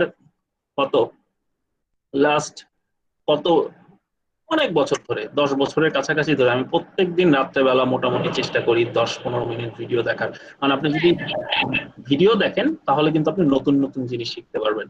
তো আমি আমার পয়েন্টে ফেরত আসি, এটা যেহেতু আমার টপিক না, কিভাবে লার্নিং করতে হয় সেটা আজকে শেখানোর টপিক না। একটু আগে যে আপু বললো যে ফরম্যাটিং করার পরে সেটা আন্ডু করা যায় কিনা, অবশ্যই যায়, আন্ডু দিলেই হয়ে গেল। বা ক্লিয়ার ফরম্যাট করার পরে আন্ডু হয় কিনা, যাবে এই যে ক্লিয়ার বাটনে গিয়ে ক্লিয়ার ফরম্যাট করার পরে আপনি আন্ডু দিলে, কন্ট্রোল জেড দিলে আবার আগের মতো হয়ে যাবে। সো আমি আমার পয়েন্টে ফেরত আসি। আরেকটা কোশ্চেন ছিল, আপনার ডিসপ্লেটা যেখানে রেখেছেন জাস্ট এখানেই একটু রাখবেন, আমার এখানে একটা কোশ্চেন ছিল। ডিসপ্লেটা যেখানে রেখেছি, হ্যাঁ ডিসপ্লে তো এখানেই আছে, এখানে যে আছে এই পয়েন্টের এখানে আমার একটা কোশ্চেন ছিল। বলে যেমন ফেলেন। এই যে আপনি বাংলা, ইংলিশ, ম্যাথ যে আমরা 55, 51, 12 যে লিখেছি, জাস্ট এই তিনটাকে যখন আমরা সিলেক্ট করতেছি, করে কাউন্টে যাচ্ছি, তখন এখানে হচ্ছে 3 হচ্ছে, এটা হচ্ছে জাস্ট কাউন্ট। আর যখন হচ্ছে আমরা এই যে কলামে আসতেছি, নেম 1, নেম 2, নেম 3, এভাবে যখন 10 পর্যন্ত এসে আমরা এটাকে সিলেক্ট করতেছি, এটা হচ্ছে আপনার সংখ্যা প্লাস এই যে অ্যালফাবেট গুলো আছে আমার, এগুলো সহ যখন আমি কাউন্ট করতেছি সেটা কি কাউন্ট এ? কাউন্ট এ। আচ্ছা ঠিক আছে ভাই, clear. Thank you. Count A, এটা হচ্ছে ফর্মুলাটা বুঝতে হবে যে ফর্মুলাটার কি কাজ সেটাই বুঝলে হবে। পার্সেন্টেজের ব্যাপারটাও ক্লিয়ার করে দেই। পার্সেন্টেজ ধরেন আপনি একটা প্রোডাক্টের দাম 5,000 টাকা, তার 20% ডিসকাউন্ট, তাহলে এটা কি হবে? ইকুয়াল টু এত ইনটু 20, এই ঘর ইনটু এই, তাহলে কত? 5,000 টাকা 20% ডিসকাউন্ট মানে হচ্ছে 1,000 টাকা ডিসকাউন্ট। এটা হচ্ছে প্রাইস, এটা হচ্ছে ডিসকাউন্ট, এটা হচ্ছে discount amount. Okay, so this is the way how to use percentage. Percentage আমরা অনেক সময় কিন্তু এরকম মনে করি যে 20 দেওয়ার পরে আবার এখানে পার্সেন্টেজ বাটনে ক্লিক করি, তাহলে কিন্তু এটা কিন্তু 2000% হয়ে যাবে। আসলে কিন্তু সেটা না। পার্সেন্টেজটা হয় হচ্ছে ক্লিয়ার ফরম্যাট করার পরে দেখেন এই যে 0.2 আসে, 0.2 মানে হচ্ছে 20%। আর আপু আপনার মাইক অন করা, মাইকটা অফ করে দেন না প্লিজ। ভাইয়া, আমি কোশ্চেনটা এইটা ছিল না, মানে আপনি টোটালে 100% দিলেন, তারপর বাংলা ইংলিশ ম্যাথের মধ্যে 100%টা ভাগ করে দেন, ওইটা আমার কোশ্চেন ছিল, এর জন্য মাইক অন করেছে। সরি ভাইয়া। না সরি কি আছে, এই যে ইয়া যেটা র্যান বিটুইন যেটা, হ্যাঁ, টোটালের মধ্যে 100% দেন, এই যে টোটাল লেখা যায়, হ্যাঁ হ্যাঁ, এইটাতে করেন। তিনটা হ্যাঁ, সাবজেক্টের পার্সেন্টেজ বোঝাতে চাচ্ছেন নাকি? এখানে কি নিব আমি বুঝি নাই। মানে এভারেজ থেকে কাউন্টটা আপনি হাইড করে রাখেন, তারপর টোটালের মধ্যে 100 দেন, তারপর বাংলা ইংলিশ ম্যাথের মধ্যে ভাগ করে দেন সেটা। পার্সেন্টেজ আকারে? হ্যাঁ, পার্সেন্টেজ আকারে। এরকম আমার একটা অ্যাসাইনমেন্ট আসছিল, তখন আমি পারি নাই। এটা তো আপনিই পারবেন, এখন আমি আপনাকে শিখাই দিলাম না ফর্মুলা, আপনি বলে ফেলেন, আমি দেখাচ্ছি তাও। কারণ আমি যদি এখানে পার্সেন্টেজ বলি এই তিনটাকে, আপনি তো এরকম চাচ্ছেন যে 55 হচ্ছে, বাংলা হচ্ছে 42%, তারপরে হচ্ছে ইংলিশ হচ্ছে এত পার্সেন্ট, এরকম তো আপনি চাচ্ছেন তাই তো? হ্যাঁ, এবং এই তিনটার যোগফল বাংলা 100%। হ্যাঁ, তারপর টোটালটা লেখেন, টোটালে 100% দেন। এই টোটালটা হচ্ছে 100%, এই তো? হ্যাঁ হ্যাঁ, জি জি।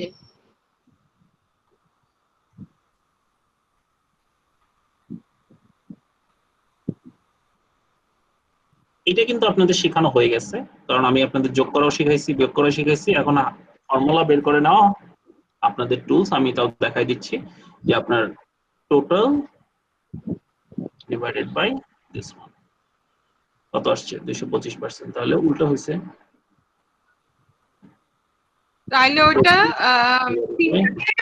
দিলেন 100 দিয়ে, তাই তো? আমাকে একটু সময় দেন।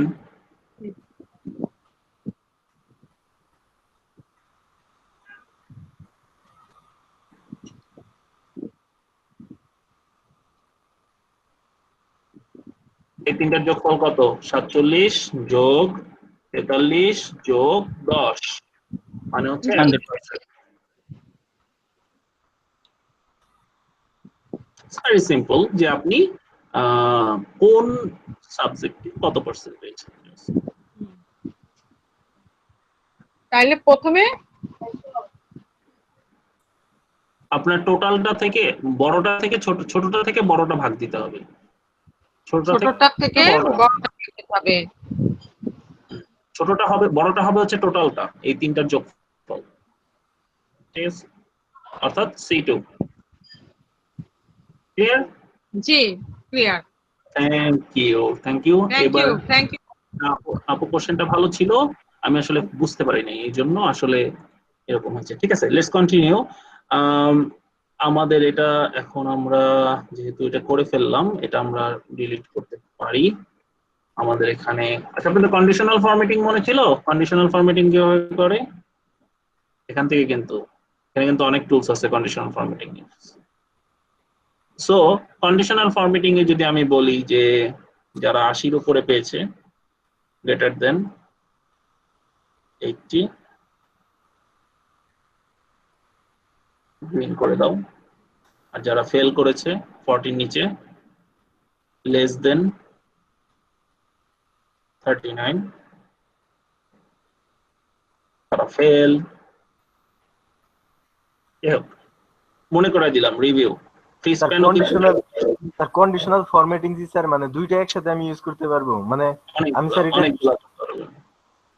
মানে স্যার সিলেক্ট করার পরে স্যার ওই যে গ্রেটার দেন দিয়া মানে 80 মানে ওইটা একবার দিলাম, তারপরে স্যার আবার যখন আমি দিব যে মানে যখন 40 এর নিচে থাকবে তখন মানে রেড, এটা মানে স্যার দুই পারবেন, অনেকবার পারবেন, যত খুশি পারবেন, সমস্যা কন্ডিশনাল ফরম্যাটিং দিয়ে পারবেন। এখন আপনি আমাকে একটু আগে যে জিজ্ঞেস করলো যে ট্রু ফলস এর একটা এক্সাম্পল দেন। হ্যাঁ, ধরেন আমি এখানে চাচ্ছি যে যাদের মার্কস 100 কত, এখানে কত আছে, যাদের মার্কস 150 এর উপরে তাদের এই নামগুলাকে সবুজ করো। ঠিক আছে, যাদের মার্কস 150 এর উপরে, যেমন এখানে আমি এই জায়গা থেকে কি দিতে পারি, গ্রেটার দেন 150, তাই না? গ্রেটার দেন কত, 150 বা 49। তাহলে আমার কাছে কি দাঁড়াইলো, 150 এর উপরে যেগুলি আসছে সেগুলি সে সবুজ করছে। এখন আমি চাচ্ছি যে এই সংখ্যার উপর ভিত্তি করে এটা যদি আমি বাড়াই দেই, ধরেন এখানে আমি একটা নাম্বার বাড়াই দিলাম 90 দিলাম, এই নাম্বারগুলোর উপর ভিত্তি করে তুমি এই সেলটার সংখ্যা বাড়ায় দাও, রং বদলাও। বুঝতে পারছি? যেমন আমি চাচ্ছি এখন এই জায়গাগুলা সবুজ হবে, এরকম কিছু একটা হবে। এটা কিভাবে করব? সো তখন আপনার কিন্তু ফর্মুলা দিতে হবে। ফর্মুলা কিন্তু কন্ডিশনাল ফরম্যাটিং এর ভিতরেও দেওয়া যায়। যেমন আপনি এখানে নিউ রুলস এ যদি যান, নতুন রুলস দেওয়ার আগে আপনি কোন জায়গায় রুলসটা অ্যাপ্লাই করতে চান, এখান থেকে শুরু করে বি তে, অর্থাৎ বি কলামে অ্যাপ্লাই করতে চান। দেওয়ার পরে আপনি কিন্তু চাইলে কন্ডিশনাল ফরম্যাটিং, আমি বি কলামে একটু সিলেক্ট করলাম যে এতটুকু জায়গায় আমি অ্যাপ্লাই করতে চাই, দিয়ে আমি কন্ডিশনাল ফরম্যাটিং এ গেলাম, নিউ রুলস এ গেলাম, use a formula to determine which cell to format। এখানে একটা ফর্মুলা ডিফাইন করে দিবে যে সেলটা ফরম্যাট করবে কি করবে না। এখানে বলছে যে format value which is formula is true, যে ফর্মুলাটা যদি সত্য হয় তাহলে ফরম্যাটিংটা কাজ করবে, আর ফর্মুলাটা যদি মিথ্যা হয় তাহলে কাজ করবে না। তো আমি যদি এখানে ধরেন লিখি is equal to f1 is equal to is greater than, sorry, f1 is greater than 149, মানে f1 সেলটা 149 এর চেয়ে বড়, f1 সেলটা 149 এর চেয়ে বড়। সো আমি এটাকে ফরম্যাটিং এ দিয়ে ফিলে গিয়ে একটা সবুজ কালার দিয়ে ওকে দিলাম। এখন ফর্মুলাটা দেখবে যে এটা কি ট্রু না ফলস। যদি এটা ট্রু হয় তাইলে এটা সবুজ হবে, আদারওয়াইজ হবে না। এটা যদি ট্রু হয় তাহলে এটা সবুজ হবে, আদারওয়াইজ হবে না। এবং এটা কোন জায়গাটুকুতে অ্যাপ্লাই করবে, f1 এ অ্যাপ্লাই করবে, f2 তে অ্যাপ্লাই করবে, কারণ হচ্ছে এই জায়গাটুকু আমি সিলেক্ট করা আছে যে শুধু এই যে এভাবে করে নিচের দিকে নামতে থাকবে। আপনি এটা ওকে দেন, দেখেন আপনার রেজাল্ট আসার কথা। আমি রুলসটা আরেকবার একটু চেক করি, manage rules, applied rules here, এই জায়গাটা সিলেক্ট করতে হবে ম্যানেজ রুলস। এখানে আপনার আমি যে এরিয়াটা সিলেক্ট করছি অ্যাপ্লাই টু, সেটাকে আমি জাস্ট আপডেট করে দেই। আচ্ছা আমি নতুন করে আরেকবার করি, অ্যাপ্লাই, ওকে। কলামটা সিলেক্ট করব বি কলামটা সিলেক্ট করার পরে আমি নিউ রুলসে যাব, নিউ রুলসে যাওয়ার পরে আমি লিখে দিব হচ্ছে f1 is equal to f1 is greater than 149 and formula দিয়ে দিব হচ্ছে ফরম্যাটিং কালার হবে হচ্ছে সবুজ। ওকে, এখন দেখেন সে কি করেছে, সে দেখছে হচ্ছে যে এই ঘরটা 149 বা 150 এর উপরে কিনা। যখনই সেটা হচ্ছে তখন সে এই ঘরটাকেও সে অটোমেটিক্যালি সবুজ করতেছে। কারণ হচ্ছে এখানে আপনার একটু যদি আপনি কমায় দেন, ধরেন আপনি 40 করে দিলেন, তাহলে সে টোটাল কমে আসলো এবং অটোমেটিক্যালি কিন্তু এই জায়গা থেকে আপনার ফরম্যাটিংটা বের হয়ে গেল। তো অ্যাকচুয়ালি এক্সেলের এটা একটা কনসেপ্ট, সব জায়গাতেই ব্যবহার হয়, এমন না যে শুধুমাত্র আপনার ইয়াতে ব্যবহার হয়, কি বলে ইফ ফর্মুলাতে ব্যবহার হয়, অনেক জায়গাতেই আপনার ট্রু ফলস এর দরকার হবে। যখনই আপনি বলবেন যে যদি এটা হয়, যদি ওইটা হয়, এরকম কথাবার্তা বললেই আপনার এক্সেলে ইফ ফর্ম মানে ট্রু ফলস এর কনসেপ্টটা থাকতে হবে। তো সেটা আমি আপনাদের শিখালাম, এটা হচ্ছে বেসিক। তারপরে আপনি আস্তে আস্তে আগাবেন, আস্তে আস্তে যত অভিজ্ঞতা হবে আপনার ইফ এর ব্যবহার তত বাড়বে। এবং আপনি বিশ্বাস করেন বা না করেন, আমাদের ইফ এর ফর্মুলা গুলো দেখলে মাঝে মাঝে আমরাই ভুলে যাই যে এটা আমরা কি বানাইছিলাম, যে এটা কিভাবে কাজ করে। তখন ওটা নিয়ে আবার আমাদের বসতে হয়, 10 মিনিট সময় দিতে হয় যে এটা কেন। এটা ধরেন আমাদের একটা আর্নলিভের ক্যালকুলেশন, একটা এমপ্লয়ি চাকরি ছেড়ে চলে গেলে সে আসলে মাসের কোন মাসে চাকরি ছাড়ছে, আমাদের আর্নলিভ ডিসবার্স হয় হচ্ছে জুলাই থেকে নিয়ে পরের মাসে জুন পর্যন্ত একটা ফিসকাল ইয়ার। তো ওই ফিসকাল ইয়ারের ভিতরে সে কোন মাসে চাকরি ছাড়ছে, ধরেন সে সেপ্টেম্বরে চাকরি ছাড়লো, তাহলে তার হাতে 3 মাসের আর্নলিভ দিতে হবে, জুলাই আগস্ট সেপ্টেম্বর 3 মাসের আর্নলিভ দিতে হবে এবং অ্যাকুরেট দিন ওয়াইজ গুনে গুনে আর্নলিভ দিতে হবে। তো এই 3 মাসের আর্নলিভ তাকে দিতে হবে, সে আগের বছরের আর্নলিভ সে পাইছে কিনা। তারপরে যদি সে ফেব্রুয়ারি মাসে হয় তাহলে তার ফিসকাল ইয়ারের সাথে আরেকটা হিসাব হবে। এরকম করে করে একটা ইফ এর মধ্যে আরেকটা ইফ, একটা শর্তের মধ্যে আরেকটা শর্ত। সে যদি পার্মানেন্ট হয় তাহলে আর্নলিভ পাবে, যদি কন্ট্রাকচুয়াল হয় তাহলে পাবে না। তারপরে আপনার সে যদি হেড অফিসে হয় তাহলে একটা বেনিফিট, হেড অফিসে না হলে আরেকটা বেনিফিট। এরকম অনেক শর্ত মেলানোর পরে দেখা যায় যে আমাদের অ্যাকচুয়ালি ফর্মুলাটাই আমরা ভুলে যাই যে আসলে এটা কি বানাইছিলাম, কিন্তু এটা কিন্তু কাজ করতেছে। যখন আপডেট করতে যাই তখন প্যাচ লেগে যায় আর কি। তো আপনারাও শিখবেন, আপনারাও পারবেন, একটু সময় দিলেই সমস্যা নাই। আমরা দেখাবো কিছু এক্সাম্পল, আপনাদের দেখাবো। ম্যানেজ রুলস এ কি আমরা যে কন্ডিশনাল ফরম্যাটিং গুলো দিয়েছি, delete rules, delete rules, delete rules, delete rules, apply okay. তো আমাদের কন্ডিশনাল ফরম্যাটিং গুলো ফেলে দিলাম। এইবার আমি আপনাদের যা শেখাবো এটা মাইক্রোসফট এক্সেল এর এতটাই পাওয়ারফুল একটা টুলস, এবং এই টুলসটা বা এই টেকনিকটা বাংলাদেশের 100 জন এক্সেল ব্যবহারকারী, যে জানে বলবো না, এক্সেল ব্যবহারকারী 100 জনের ভিতরে 3 জনও জানে কিনা আমার সন্দেহ আছে। একটা অফিসে 50 জন মিলে যখন আপনারা কাজ করবেন, একটা অফিসে 50 জন মিলে কাজ করলে 50 জনের ভিতরে 3 জনও এই কাজটা বা 2 জনও এই কাজটা জানে না, এবং এটা এতটাই গুরুত্বপূর্ণ। আমরা দেখি এটার কাজটা কি বা এটা কি আসলে জিনিসটা আমি আপনাদের বুঝাইতে চাচ্ছি। আমি যেটা আপনাদের বুঝাইতে চাচ্ছি সেটা হচ্ছে রিলেটিভ এন্ড অ্যাবসলিউট রেফারেন্স। হ্যাঁ, রিলেটিভ এন্ড অ্যাবসলিউট রেফারেন্সের মানেটা কি? নরমালি আমরা সেল রেফার যখন করি, ধরেন ইজ ইকুয়াল টু এই ঘর সমান সমান যোগ এই ঘর, আমি এটা কি করলাম, দুইটা সেলকে রেফার করলাম। কোন দুইটা সেল? A1 আর B1 কে রেফার করলাম। এবার ধরেন আমি এটাকে ফর্মুলাটা নিচের দিকে টানলাম, কি দাঁড়ালো? দাঁড়ালো হচ্ছে সে পাশের দুইটা সেলকে যোগ করলো। আপনি যত নিচে নামতেছেন পাশের দুইটা সেল যোগ করতেছে, সে কিন্তু A জায়গায় B হয়ে যাচ্ছে, B3 জায়গায় 4 হয়ে যাচ্ছে। টিক টিক টিক কোথা থেকে হচ্ছে? সাইব ভাই আপনার মাইক বন্ধ করে ফেলুন, থ্যাংক ইউ।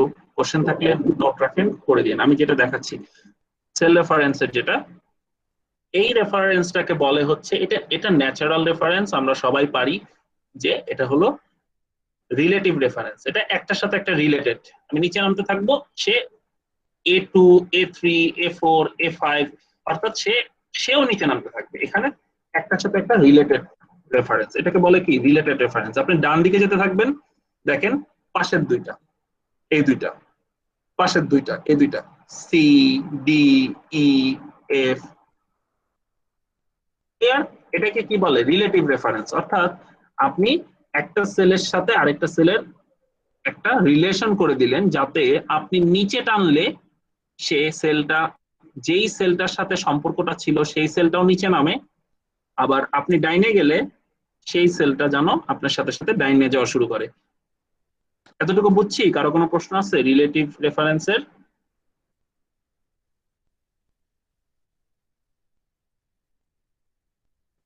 অনেকে তো বলবে যে ভাই কি বুঝাইলেন কি? না স্যার, কোনো সমস্যা নাই, স্যার বুঝতে পারছি। Thank you. তোর নষ্ট হলো। বুঝে নাই কে? এমন কেউ আছে? লজ্জার কিছু নাই। বুঝে নাই আরিফ ভাই, কে বুঝাইতে হবে? আর কেউ বুঝতে পেরেছেন? আরিফ ভাই মানে কোনো সমস্যা নাই সেজন্য নো বলছে। যাই হোক,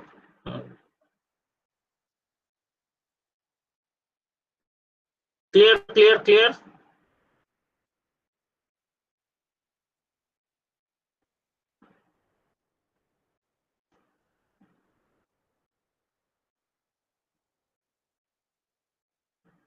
এক্সিলেন্ট। ওকে, এবার ব্যাপারটা হচ্ছে আমি রিলেটেড থেকে এখন আমি অ্যাবসোলুট রেফারেন্সে যাব। অ্যাবসোলুট রেফারেন্সটা হচ্ছে অ্যাবসোলুটলি একটা জায়গায় স্থির থাকবে, সে অ্যাবসোলুট, অর্থাৎ সে একদম ফিক্সড, সে তার কোনো নড়াচড়া করার অধিকার থাকবে না। সেটাকে আমরা কি বলবো? Absolute reference. অ্যাবসোলুট রেফারেন্স কিভাবে করে সেটা আমি দেখাচ্ছি।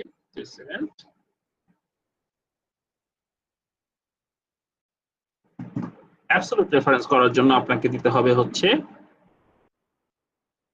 ফোন, আসলে ফোনটা কেটে দিতে হবে।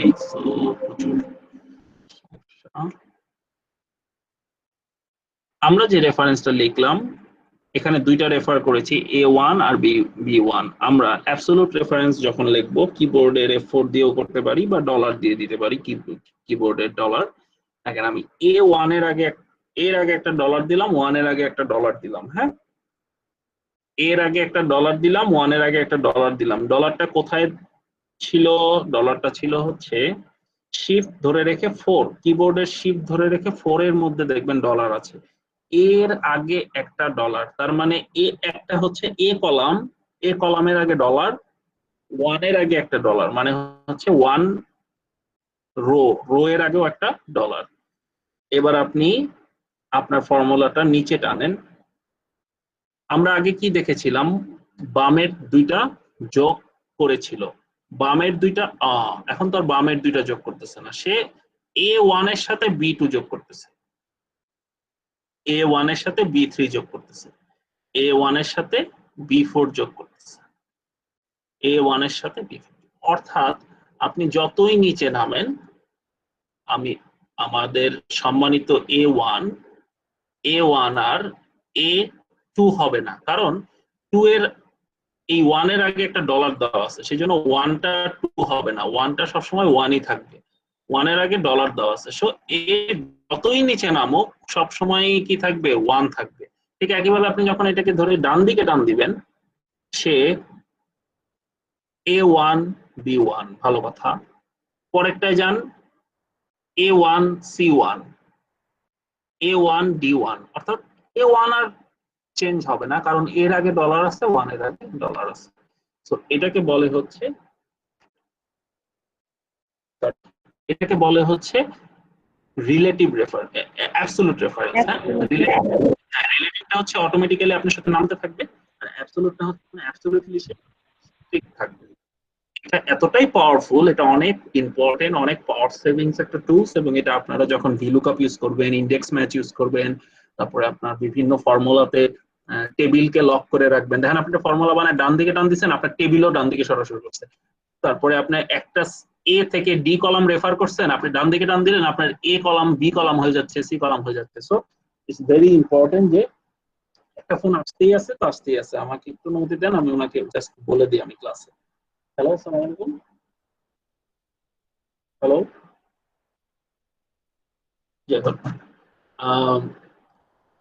আমরা যেটা দেখলাম যে ডলার দিয়ে কিভাবে কাজ করে। এখন ডলার সবসময় যে আপনার দুই সাইডেই দিতে হবে তা কিন্তু না, আপনি চাইলে কিন্তু শুধুমাত্র কলামের আগে ডলার দিয়ে দিতে পারেন।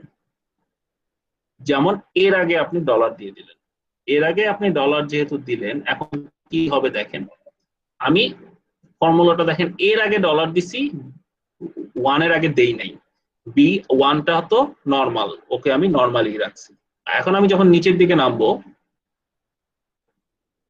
তখন দেখেন A1 B1 ঠিক আছে, A2 B2 ঠিক আছে, A3 B3 ঠিক আছে। কারণ কি, আপনি 1 কে যে 2 করবেন সেটার উপর কোনো রেস্ট্রিকশন নাই, ডলার মানে হচ্ছে লক করে দেওয়া, তো আমি তো 1 এর উপর কোনো ডলার দেই নাই, সো এটা রেস্ট্রিক্টেড না, এটা ফ্রি।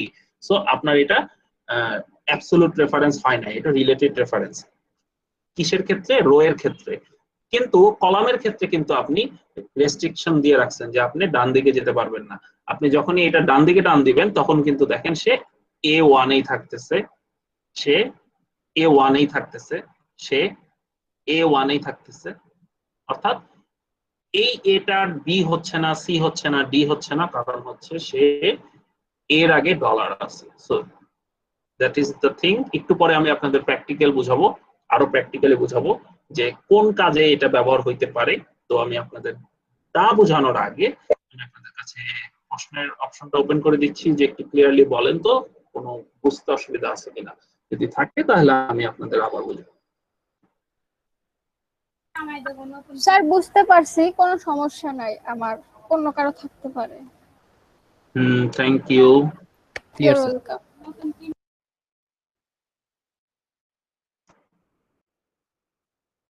সবাই কমেন্টস করতে পারেন আপনাদের অ্যাক্টিভিটিস দেখার জন্য, ক্লিয়ার আছেন কিনা।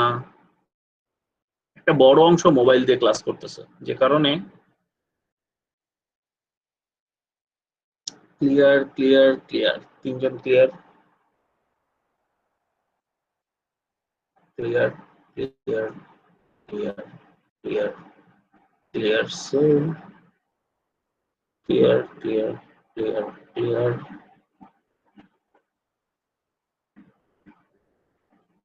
ওকে, 47 জনের ভিতরে 15-20 জন ক্লিয়ার বলেছে। যাই হোক, আশা করি সবাই বুঝতে পেরেছেন। তারপরে যদি বুঝতে না পারেন আমাকে নক দিবেন। আর এবার আমি একটা প্র্যাকটিক্যাল এক্সাম্পলই দেখাই যে কিভাবে এটার ব্যবহার করতে হয়। ধরেন আপনি এখানে একটু আগে আমরা যে কাজটা করলাম, কি করলাম, একটু আগে আমরা পার্সেন্টেজ বের করলাম না, তো আমি ধরেন পার্সেন্টেজটা বের করবো আবার। হ্যাঁ, তো পার্সেন্টেজ বের করার জন্য আপনাকে কি দিতে হয়েছিল? ইজ ইকুয়াল টু ছোটটা ডিভাইডেড বাই টোটালটা, তাই না? সেটাই তো দেওয়া হয়েছিল। তো আমি এটাকে পুরো এরিয়াটাকে কি করে দিলাম? পার্সেন্টেজ বাটন দিয়ে দিলাম। তো কি আসলো? 47% আসলো। এখন আপনি যদি এটাকে ডান দিকে টানা শুরু করেন তাহলে কি হয়? 47 এর সাথে কি হলো? আপনার C2 এর সাথে I2 ভাগ হলো। পরেরটা কি দাঁড়ালো? D2 এর সাথে এভারেজ গিয়ে ভাগ হলো। আমি কি এভারেজ ভাগ করতে চাচ্ছিলাম বলেন তো? না স্যার।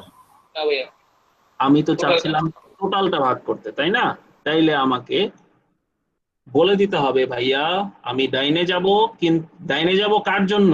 C2 এর জন্য। হ্যাঁ, C2 D2 তে যাবে, C2 E2 তে যাবে, কিন্তু I2 বাবা তুমি I2 এর জায়গায় থাকবা। ঠিক আছে? তো I2 কে কিবোর্ডের F4 বাটন দিয়ে আমি লক করে দিলাম। এবার আমি ডান দিকে টান দিই, ফর্মুলাটা দেখেন, এটা কিন্তু খুব সুন্দরভাবে হয়ে গেল। কারণ আমি এখানে গেলেও এটার সাথে আই টোটাল, এটার সাথে টোটাল, এটার সাথেও টোটাল। বুঝতে পারছেন? এখন আমি এটাকে যদি আবার নিচের দিকে টানি তাহলে একটা সমস্যা হবে। সমস্যাটা হচ্ছে সে ওই প্রথম ঘরের টোটালের সাথে যোগ করতেছে। প্রথম ঘরের টোটাল, প্রথম ঘরের টোটাল। এখন তো আমি প্রথম ঘরের টোটালের সাথে করতে চাচ্ছি না, আমি কার সাথে করতে চাচ্ছি? দ্বিতীয় নেমের যে আছে তার টোটালের সাথে করতে চাচ্ছি, তাই না? তো সেই ক্ষেত্রে আমাকে একটা জিনিস ঠিক করতে হবে ফর্মুলার ভিতরে। যেমন আমি আই কলামটাকে লক করতে চাচ্ছি, আই জে হবে না, কে হবে না। হ্যাঁ, কিন্তু আমি যখন নিচে নামবো তখন যেন তুমি 2, 3, 4 হও, কারণ এখানে তুমি 2 থাকলে তো তুমি সারাক্ষণে 2 এর সাথেই থাকবা, 18 এর সাথেই থাকবা, 118 এর সাথে থাকবা। আমি তো চাচ্ছি 149 এর সাথে থাকো। সেই জন্য আমি এটাকে কি করব? আমি এটাকে 3 করব। 3 না, এটার 3 করার জন্য ডলার উঠাই দিব। এবার হলো আই এর উপর ডলার দিয়ে দিছি, 2 এর উপর ডলার উঠাই দিছি। এবার আমরা এটাকে ডান দিকে ড্র্যাগ করি, এবার এটা আমি নিচে ড্র্যাগ করি। এবার দেখেন এই একটা ফর্মুলা আমি কিন্তু একটা ফর্মুলা লিখছি। কি ফর্মুলাটা লিখছি আবার লিখি, ইজ ইকুয়াল টু এটা ডিভাইডেড বাই আমার আইটাকে লক, তো আই এর আগে ডলার। এবার আমি এই ফর্মুলাটা ডাইনে টান দিব, এই ফর্মুলাটা নিচে টান দিব, তাইলে আমার অ্যান্সার চলে আসলো। অবশ্যই অনেক ফাস্টার। প্রথমবার যেটা করতে হইতো, প্রথমবার আমাকে যতগুলা সাবজেক্ট আছে ততবার আমাকে কি করতে হইতো, এটাকে ঠিক করতে হইতো। তো আমি এতবার ঠিক করতে গিয়ে এখানে যদি 3টার বদলে 30টা ডাটা থাকতো, তখন আমি কতবার ঠিক করতাম, তাই না? এটা কি সম্ভব? এটা সম্ভব না। সো আপনাকে ডলারের ব্যবহারটা শিখতেই হবে, আদারওয়াইজ আপনি সময় বাঁচাইতে পারবেন না, আপনার ভুল হবে, একটা ভুল হওয়ার চান্স থাকে। আর আপনি যখন ডলার দিয়ে ব্যবহার করবেন তখন এটা ভুল হওয়ার চান্স থাকবে না, এবং এটা খুব ফাস্টার ওয়েতে হবে। আশা করি এই কাজটা আপনারা বুঝছেন। আমরা র্যান্ড বিটুইন শিখছি, যেটা দিয়ে আমরা নাম্বার বানাইতে পারবো। সো আমি আপনাদের জাস্ট 10 মিনিট সময় দিচ্ছি। আপনারা ল্যাপটপ বা কম্পিউটারে এক্সেল ওপেন করেন, করে আমি যে এই কাজটা করছি এতটুকু ঝটফট করে স্ক্রিন শেয়ার করে দেখাতে পারেন। যেহেতু 2-3 জন চাইলে আমাকে স্ক্রিন শেয়ার করে দেখাতে পারেন। যারা খুব ভালো এক্সেলে, তারা এটা এত আগ্রহ নিয়ে করার দরকার নাই। যারা হচ্ছে এটা নতুন শিখলেন, তারা কিন্তু আমাকে একটু করে দেখান যে লিস্ট আপনি বিষয়গুলো শিখছেন, বিষয়গুলো বুঝছেন, তাহলে আমি আজকে ফিনিশিংটা দিতে পারবো। আর নইলে আমি এটারই আরো অনেকগুলো এক্সাম্পল দিতে পারবো, যেটা আসলে এক্সাম্পলই দেওয়া হয়ে যাবে, শেখাটা আর হবে না। তো আমি চাচ্ছি যে আপনারা জাস্ট একটু প্র্যাকটিক্যালি বোঝার চেষ্টা করেন, আর কোনো প্রশ্ন থাকলে আমাকে করেন, আমি এখানে আছি। স্যার লাস্টে যেটা বুঝালেন এইটা লাস্টের দিকে আরেকটু বলেন। লাস্টের দিকে বলতে কোন জায়গাটায়? এই যে ফর্মুলা লাস্টে, হ্যাঁ ডলারের ওইখানে লাস্টে। এটা কি করছি সেটা বুঝছেন আপনি? এটা যদি আমি ইজ ইকুয়াল টু বাংলার সাথে টোটালটা ভাগ দিছি, তাই না? ইজ ইকুয়াল টু ইংলিশের সাথে টোটালটা ভাগ দিছি, বুঝতে পারছেন? এটা বুঝছেন তো?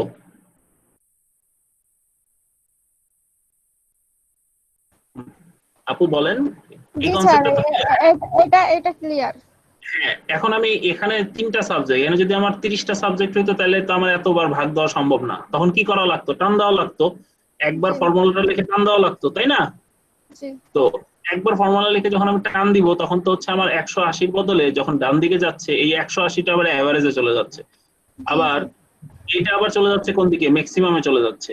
এটা তো হওয়া যাবে না, এটাকে আমাকে বন্ধ করতে হবে। আমি চাচ্ছি হচ্ছে এই আইটা জে হবে না, কে হবে না, এল হবে না। তো আমি আই এর আগে কি দিব? ডলার দিব। ডলার দিব। রাইট। এবার আমি টান দিই ডান দিকে, আমি টান দিলে কি আসতেছে? এটা 55-র সাথে টোটালটা ভাগ হইলো, 51-র সাথেও টোটালটা ভাগ হইলো, অর্থাৎ এই সাইডে ডান দিকে যাচ্ছে, কারণ এটার আগে ডলার নাই। বাট এই সাইডে আর নড়তেছে না, কারণ এটার আগে ডলার আছে। জি স্যার। এখন আমি যখন নিচের দিকে নামবো, তখন আমার এগুলা অটোমেটিক নামবে। অনেকে প্রশ্ন করতে পারে, ভাইয়া তাহলে 2 এর আগে ডলার দিলেন না কেন? 2 এর আগে যদি আমি ডলার দিই, তাহলে এটা কিন্তু 118-তে বন্ধ হয়ে থাকবে। সে কিন্তু রো কলাম নাম্বার 3-তে যাবে না, 4-এ যাবে না, 5-এ যাবে না, বুঝছেন? রো নাম্বার 4-এ যাবে না। এখন দেখেন এখানে 3 হয়ে গেল, i3 হয়ে গেল, এখানে i3 হয়ে গেল। আমি যদি 2 এর আগে ডলার দিতাম, তাহলে ওই 118 নিয়ে বসে থাকতো, বুঝতে পারছেন? জি এইটাই হলো। এখন এটা যদি আপনার 3টা সাবজেক্টের বদলে 50টা সাবজেক্ট হইতো, তাও ওই একই সময় লাগতো, একটা ফর্মুলা। এখন যে এটা জানে না, সে তো বসের সামনে এটা বললো, জি স্যার আমি করে দিচ্ছি, করে দিতে গিয়ে তো দেখবে যে আয় হ্যাঁ 30টা শীট, 30টা কলাম করতে করতে করতে করতে তার 15 মিনিট লাগবে, 20 মিনিট, আধা ঘন্টা, 1 ঘন্টা লাগে যাবে, 10টা ভুল করে স্যারকে মেক করবে, তাই না? আপনি যদি না জানেন, তখন আপনার অনেক কষ্ট হবে। না থাকলে, হ্যাঁ থ্যাংক ইউ, জানা থাকলে অনেক সুবিধা হবে। জি স্যার, ইউর ওয়েলকাম।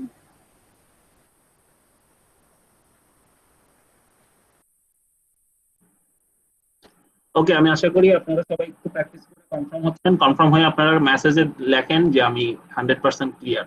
এটার যদি বিন্দুমাত্র কনফিউশন থাকে, তাহলে কিন্তু হবে না, তাহলে কিন্তু সমস্যা।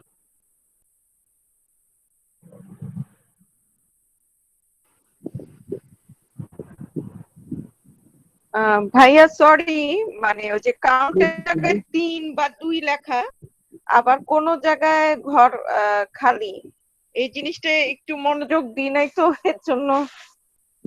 হ্যাঁ সমস্যা নেই, আপনি কাউন্টের ক্ষেত্রে তিনটা জায়গায় যদি দেখেন ইকুয়াল টু কাউন্ট এ, এখানে আমি তিনটা ঘর সিলেক্ট করলাম, এখানে রেজাল্ট আসবে হচ্ছে 2, কারণ হচ্ছে এভরিথিং।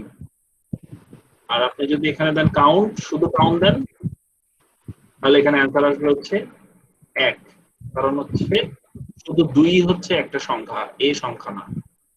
কাউন্ট আর কাউন্টের মধ্যে পার্থক্য হচ্ছে এটাই, যে কাউন্টে মানে হচ্ছে সবকিছু থেকে সে কাউন্ট করবে, আর কাউন্ট হচ্ছে শুধুমাত্র সংখ্যা কাউন্ট করবে। আচ্ছা, আর কোন ঘর যদি খালি থাকে, মিসিং থাকে, সেটার জন্য আলাদা ফর্মুলা দিতে হবে, লজিক দিয়ে দিয়ে সে প্রত্যেকটা ঘর চেক করবে যে কোন ঘর খালি আছে, সেটা থেকে সে বিয়োগ দিবে। ব্ল্যাঙ্কটা আগে কাউন্ট করবে, কাউন্ট ব্ল্যাঙ্ক। এখানে দেখেন কাউন্ট ব্ল্যাঙ্ক নামে একটা ফর্মুলা আছে, কাউন্ট ব্ল্যাঙ্ক ফর্মুলা দিয়ে সে কি করবে, খুঁজবে যে এখানে কয়টা ব্ল্যাঙ্ক আছে। জি তিনটা ব্ল্যাঙ্ক আছে, একটা ব্ল্যাঙ্ক আছে। এখানে যদি আমি দেই যে কতজন পরীক্ষা দেয় নাই, কয়টা পরীক্ষায় অ্যাবসেন্ট ছিল, কাউন্ট ব্ল্যাঙ্ক। কাউন্ট ব্ল্যাঙ্ক সফটওয়্যারটা ইউজ হয় না, বাট মাথায় থাকলো আর কি, যদি আপনাদের লাগে। এটা 100% কেন দেখাচ্ছে, কারণ এটার অ্যান্সার আসছে 1, আর 1 এর উপর পার্সেন্টেজ দিলে এটা 100ই হয়, 100% হয়, সেই জন্য এটা 100% দেখাচ্ছে। আপনি এটা ক্লিয়ার ফরম্যাট দেন, তাহলে এটা 1 আসছে। Okay, thank you. Thank you for your nice question. আর নোট রাখবেন, এরকম করে করে প্রশ্ন করলে হবে। আপনার এই যে জিনিসটা কিন্তু আমাদের সিলেবাসে নাই, কিন্তু আমরা সবাই এটা শিখে ফেললাম। তো এখান থেকে এরকম ছোট ছোট প্রশ্ন যেগুলি কাজে, বড় প্রশ্ন হলে একটা কোশ্চেন ছিল। বলে ফেলেন। হ্যাঁ ভাই, পার্সেন্টেজে আমি মানে ওই ফার্স্ট বার করতে যে একটা প্রবলেমে পড়ছি, মানে 3টা সাবজেক্ট যোগ করি, ওইটার পার্সেন্টেজটা কিভাবে বের করা যায়? ধরেন 3টা সাবজেক্টের যে যোগফলটা বের হয়েছে ওইটা 300% এর ভিতর, মানে টোটালটা 100% এর ভিতর। 3টা সাবজেক্ট যোগ করলে যে টোটালটা আসবে, হ্যাঁ হ্যাঁ, ওইটার 100%। এভারেজ এটা 100%, এই যে 100% তো এখানে এই তিনটা সাবজেক্ট ধরেন 55, 51, 12, তিনটার যোগফলটা বের করি, মানে যে যোগফলটা বের হয়েছে ওইটা 300% কতটুকু হবে সেরকম। মানে ধরেন ওই এ প্লাস যেভাবে বের করে অনেকগুলো সাবজেক্ট যোগ করি ওইটা। এটা তো আপনি পারবেন, একটু আগে দেখলেন আপনি। সো এটা খুবই সহজ। আপনি এটা কি দিবেন, ইজ ইকুয়াল টু ছোটটা ডিভাইডেড বাই বড়টা। বড় কত, 300, আর ছোট কত, ছোট হচ্ছে এই অ্যামাউন্টটা, তাহলে 38%। তার মানে একটা ছেলে সে কত পার্সেন্ট মার্ক পাইছে সেটা কিন্তু এখানে ভ্যালু হলো। সে হচ্ছে 50% মার্ক পাইছে, 30। আপনি কি এটাই চাচ্ছেন? আমি বুঝি নাই আসলে। এটা কিন্তু আপনার ব্রেন ইউজ করতে হবে, কারণ আপনি এখানে দেখলেন, কিন্তু এখানে কিন্তু শিখছেন যে টোটালটা থেকে ছোটটা থেকে বড়টা ভাগ বড়টা থেকে ছোটটা ভাগ দিলে কিন্তু পার্সেন্টেজ বের হয়ে আসতেছে। তো আপনি এখানেও একই কাজটাই করবেন, যে টোটালটা থেকে 300 ভাগ দিবেন, তাইলে বের হয়ে আসতেছে। ওকে ভাই, বুঝছি। হ্যাঁ, আপনারা ব্যাড ফিল করেন নাই যে আমি বললাম যে, একটু আগে বললাম না যে এটা তো আপনি পারতেন, তার মানে মনে করেন না যে স্যার বা ভাইয়াকে প্রশ্ন করলে তো ভাইয়া মনে করে যে এটা তো পারতে নিয়ে, তো এরকম মনে করলে কিন্তু হবে না। হ্যাঁ, সো আমি কিন্তু আপনাদের বুঝাইতে চাচ্ছি যে আপনারও ব্রেনটা চর্চা করতে হবে, ঠিক আছে ইনশাআল্লাহ। তো আমরা দেখি কার কি অবস্থা। আপনারা কি কেউ করছেন, কিছু দেখাবেন? স্যার করছি। স্ক্রিন শেয়ার দেন। আপনার শেয়ারটা অফ করতে।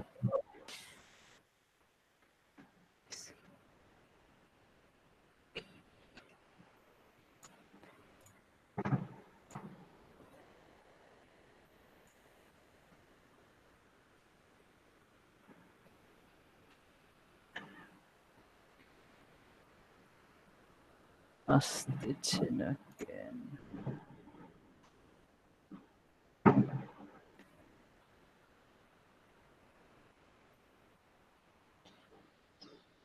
শেয়ার হইছে? হ্যাঁ শেয়ার হয়েছে। আমার পিচ্চি দরজায় লাথি দেওয়া শুরু করে দিয়েছে, সে অ্যাংরি হয়ে গেছে বুঝছেন। থামেন, আমি ওকে একটু আপনাদের সাথে ঘুরে নিয়ে আসি। ওপেন করেন।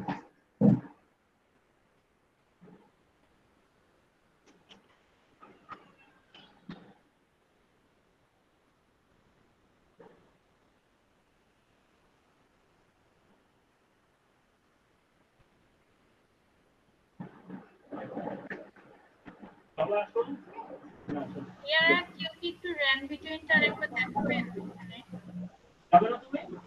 আমার ডিসপ্লে দেখা যায়? জি ভাইয়া দেখা যাচ্ছে। ওকে, তাহলে আমি দেখাচ্ছি। হ্যাঁ বলেন। দেন হচ্ছে আমি ভাইয়া অর্ডার অফ অপারেশন কোনটা?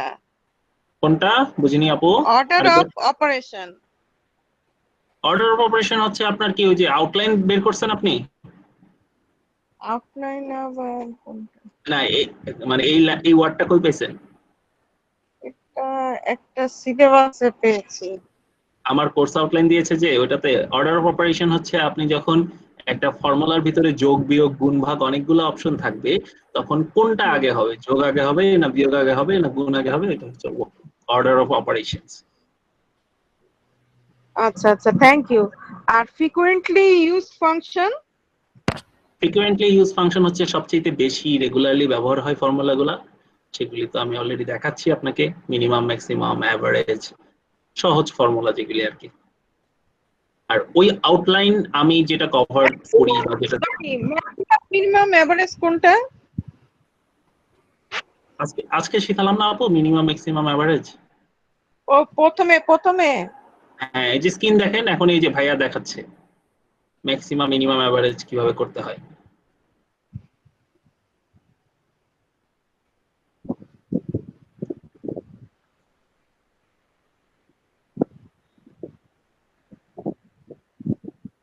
আমাদের আরো অনেক ফাস্ট হতে হবে, আমরা একটা ফর্মুলা লেখার ক্ষেত্রে অনেক স্লো হয়ে যাচ্ছি, যদিও ভালো মতোই হচ্ছে।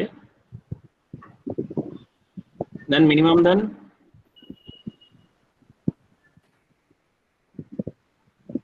আপু আপনি যে কোর্স আউটলাইনটা হাতে পেয়েছেন 8 ক্লাসের, হ্যাঁ ওই আউটলাইনটা কিন্তু 100% এখানে কভার করা সম্ভব হবে না, কারণ আমি ওটা যে গতিতে পড়াই এবং ওখানে পলিসি থাকে হচ্ছে যে কর্পোরেট ট্রেনিং, যারা শিখবে শিখবে, না শিখলে নাই। সো ওই গতিতে যদি আমি আগাই তখন কিন্তু আপনাদের লার্নিং লেভেল কমে যাবে।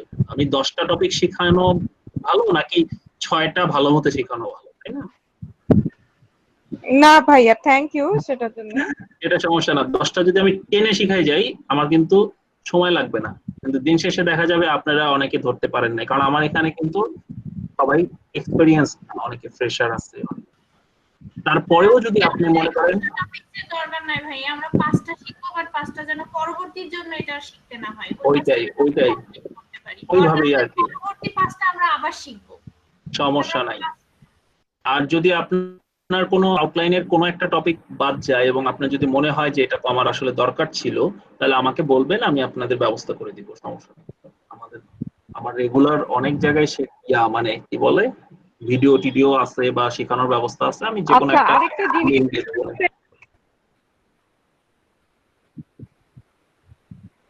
আচ্ছা ভাইয়া আরেকটা দুটো জিনিস, সেটা হচ্ছে ডিফাইন নেমস আর অফসেট ফাংশন। অফসেটটা আপনাদের শেখানো খুব টাফ হবে। অফসেটটা আমি আজকে, ডিফাইন নেমটা আজকে আমি দেখাইতাম, বাট অফসেটটা আপনাদের দেখানোর খুব টাফ হবে, কারণ হচ্ছে অফসেটটা খুব টেকনিক্যাল একটা ফর্মুলা। তারপরে আমি ওটা দেখাবো হাউ পাওয়ারফুল ইট ইজ। আপনাদের যদি কারো আগ্রহ থাকে ভবিষ্যতে আপনারা শিখে নিতে পারেন। অফসেটটা দেখাইতে মিনিমাম 45 মিনিটের উপর লাগে, তো অসুবিধা নাই। আমি ডিফাইন নেমটা আমি রেগুলার দেখাই, ডিফাইন নেম দেখাবো, বাট অফসেটটা আমি এখন দেখাতে পারবো না। আর হচ্ছে যেটা আপনাদের কি বলে, এখন যেটা আমি দেখাচ্ছিলাম যে এখানে আপনার ভাইয়া স্ক্রিন শেয়ার দিয়ে দেখাইলেন, ভালো কথা। ওমা স্ক্রিন কোথায় গেল? না, আমি এবার দিয়ে আমি ভাবছি অফ করতে বলবেন। না, আপনি সুন্দর মতোই করতেছিলেন। আচ্ছা, আশা করি ভাইয়ার মতো বাকিরাও প্র্যাকটিস করেছেন, যাতে আপনাদের অ্যাটলিস্ট হাতটা চালু থাকে, আমি যা শিখালাম সেটা যেন ক্লিয়ারলি থাকে। আমি একটা আর কেউ প্রেজেন্ট নাও দিতে চাইলে দিতে পারেন, অথবা আমি আপনাদের একটা কাজ দেই, এটা একটু করে দেখান। হ্যাঁ, আমি একটা কাজ দেই, কাজটা হচ্ছে দেখেন, প্রেজেন্ট নাও দিতে হবে, present now present now a window self file fine share আচ্ছা আমি আপনাদের একটা কাজ দিই হ্যাঁ এটা হচ্ছে ধরেন ইএমআই নিচের দিকে আপনি ইএমআই দিচ্ছেন কত আচ্ছা এটা হচ্ছে অ্যামাউন্ট কত টাকা 500 টাকা 1000 টাকা 1500 টাকা এরকম করে ধরেন আপনি দিলেন হচ্ছে 4000 টাকা পর্যন্ত ঠিক আছে আর এদিকে আপনি দিলেন কত মাস ধরে আপনি এটাকে জমাবেন ধরেন আপনি এটা 12 মাস জমাবেন 24 মাস জমাবেন এরকম করে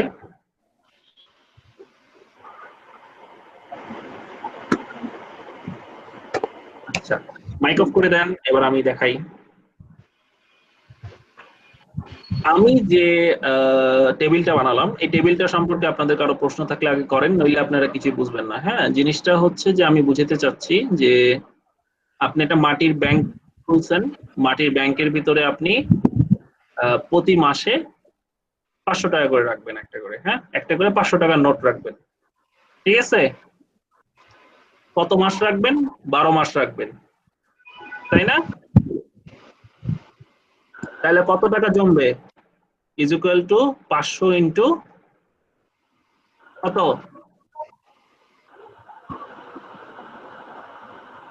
12 হিসাব ক্লিয়ার এটা বুঝছেন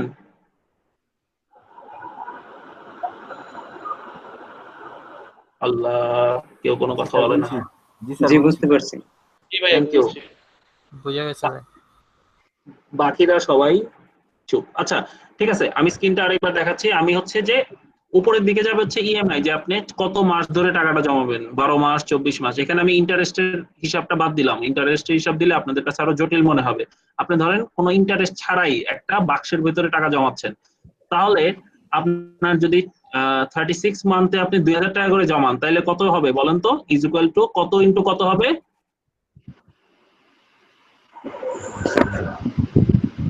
A5 into D4 D5 A5 into D5 D1 A5 into D1 D1 ঠিক আছে এখন আপনার এইখানে আমি এমন একটা ফর্মুলা লিখবেন এই জায়গায় কোন জায়গায় নীল ঘরে বা এই যে হলুদ ঘরে আপনি হলুদ ঘরে এমন একটা ফর্মুলা লিখবেন যে ফর্মুলাটা লেখার পরে ডান দিকে একবার টান দিবেন নিচের দিকে একবার টান দিবেন তাহলেই আপনার সবগুলার সঠিক অ্যান্সার চলে আসবে এখন তো শুধু সঠিক অ্যান্সার একটাই আসছে তাই না আর বাকিগুলো ভুল আসছে আপনি এমন একটা ফর্মুলা লিখবেন লিখে টান দিবেন যেন আপনার এটা চলে আসে এটা করেন এটা করার পরে আমরা আরেকটা টপিক শিখবো ডিফাইন নেম করার পরে আমরা 9টা 10 এর মধ্যে বা 5 এর মধ্যে শেষ করব এটা আমি 5 মিনিটের বেশি দিব না যে এটা পারবে 5 মিনিটে পারবে যে পারবে না সেটা পরে শিখবে ঠিক আছে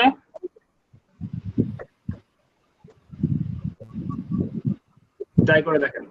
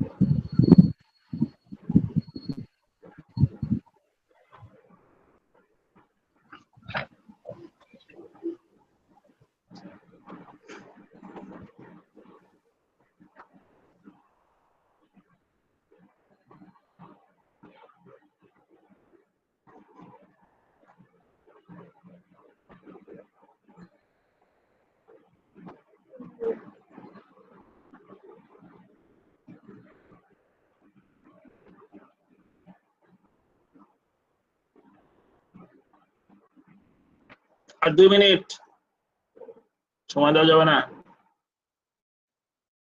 যদি আপনি ডলারের ব্যবহার ঠিকমতো বুঝে থাকেন অবশ্যই অবশ্যই আপনি এটা পারবেন এবং এখনই পারবেন। ডান। কনগ্রাচুলেশন। আর 1 মিনিট পর আপনার স্ক্রিন শেয়ার হবে যদি অন্য কেউ না করে থাকে। আজকে প্রথমবার ডলার শিখছে এমন যদি কেউ এটা করে থাকতে পারে, আমার আজকের ক্লাস সার্থক।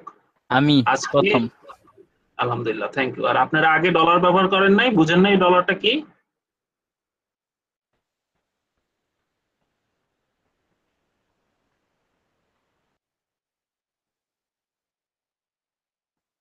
ওকে, পারছেন? আর কেউ পারছেন?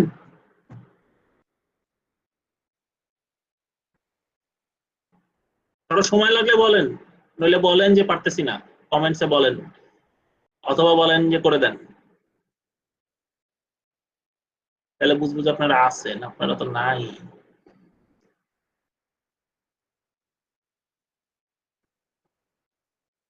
দশজন থাকে অ্যাক্টিভ, বাকিরা বলে যে ভিডিও তো পাবোই বলে রাইখা চলে যায় ক্লাসরুম ছেড়ে।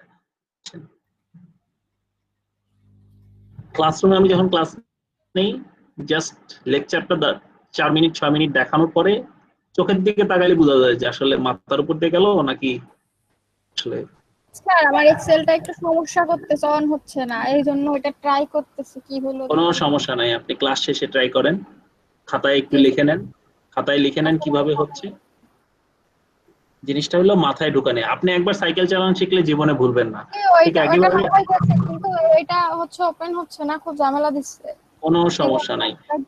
দেখতেছি আর কি, এর আবার কি হলো। ওকে, খুবই সহজ, আমি আপনাদের করে দেখাই। প্রেজেন্ট নাওতে দিয়ে নেই, প্রেজেন্ট নাও দেওয়া আছে যে ইজ ইকুয়াল টু এইটা ইনটু এইটা। এখন আমাকে ডলার দিতে হবে। কোথায় কোথায় ডলার দিতে হবে? আমি যখন নিচে নামা শুরু করি, আমি আগে A2 টা সমাধান করি। A2 এর ক্ষেত্রে আমি যখন নিচে নামবো তখন আমার A কে B করতে হবে না, কি বলে, A কে কখনো আমি B করতে পারবো না, কারণ আমি যখন ডান দিকে যাব তখন A B হয়ে গেলে আমার 500 এদিকে চলে আসবে। আমার সবসময় তো 500-র সাথে গুণ হবে, তাই না? তার মানে আমি যতই ডাইনে যাই আমার A কখনো কি হবে না, B হবে না। A কলামেই থাকবে। আমি যখনই ডান দিকে যাব A কলামে থাকবে। সো আমি এর আগে একটা ডলার দিব। আর আমি 2 তে ডলার দিব কি দিব না সেটার উত্তরটা আমি বের করি। 2 তে আমি ডলার দিলে সে সব সময় এই 500-র সাথেই গুণ করবে, নিচে নামলেও 500-র সাথে গুণ করবে, তখন 2000-এর কাছে আসবে না, তখন 3000-এর কাছে আসবে না। তো আমি 2 কে 3 4 5 করার পারমিশন দিয়ে রাখবো, কিন্তু আমি A K B C D করার পারমিশন দিব না। এবার আসেন B ওপেন থাকবে, কারণ হচ্ছে আমি যখন ডান দিকে যাব 12 EMI 24 EMI 36 EMI ডাইনে যাবে, কিন্তু আমি যখন নিচে যাব তখন আমার কিন্তু 1 এর আগে ডলার দিয়ে দিতে হবে, আদারওয়াইজ আমার EMI কিন্তু চেঞ্জ হতে থাকবে, নিচের দিকে নেমে যেতে থাকবে, 12 সাথে সাথে নিচে নামা শুরু করবে। সো ফর্মুলাটা কিন্তু আমার লেখা শেষ। আমি এখন এটাকে ডান দিকে একবার টান দিব, একবার নিচে একবার টান দিব, তাহলে কি হবে? চলে আসলো। কি চলে আসলো?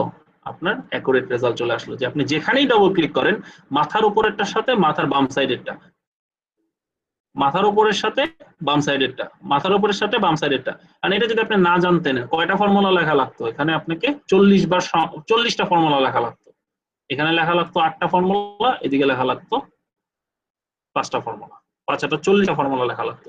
অথচ আপনি ডলার ব্যবহার করার কারণে আপনি কিন্তু একবারে টান দিয়ে ব্যাপারটা ক্লিয়ার করে ফেললেন। ঠিক এর চেয়েও পাওয়ারফুল ডলারের ব্যবহার, এর চেয়েও পাওয়ারফুল। আপনি যখন ব্যবহার করবেন তখন বুঝবেন যে এটা কতটা পাওয়ারফুল।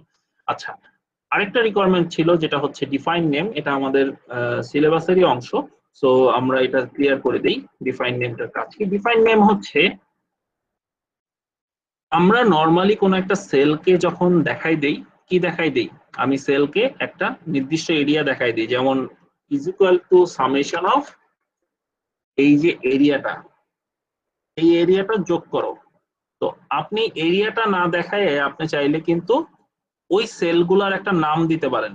যেমন আপনি এই সেলগুলাকে কিন্তু আপনি সিলেক্ট করে নাম দিতে পারেন কোথায়, এই যে C2 যেখানে লেখা আছে সেলের নাম, এখানে আপনি লিখে দিতে পারেন বাংলা।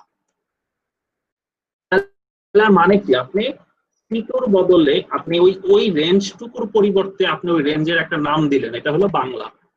অথবা আপনি ধরেন এইখানে যে কোনো একটা ম্যাথের যে অংশটুকু আছে সেই অংশটুকু সিলেক্ট করে আপনি এটার নাম দিলেন হচ্ছে MATH ম্যাথ। তো আপনি নাম দেওয়ার পরে আপনি যেই শীটেই থাকেন, আপনি যদি is equal two summation of MATH লেখেন, ওই যে দেখেন নিচে ডান দিকে একটা ম্যাথের রেঞ্জ আসছে, তখন আপনাকে আর ওই জায়গায় গিয়ে সিলেক্ট করা লাগতেছে না, ডবল ক্লিক করলেই কিন্তু আপনার ম্যাথের অপশনটা চলে আসলো। ম্যাথের যোগফল কত? 506। তো আপনি এখানে ম্যাথের যোগফল দিয়ে দেখেন অল্টার ইকুয়াল যে 506।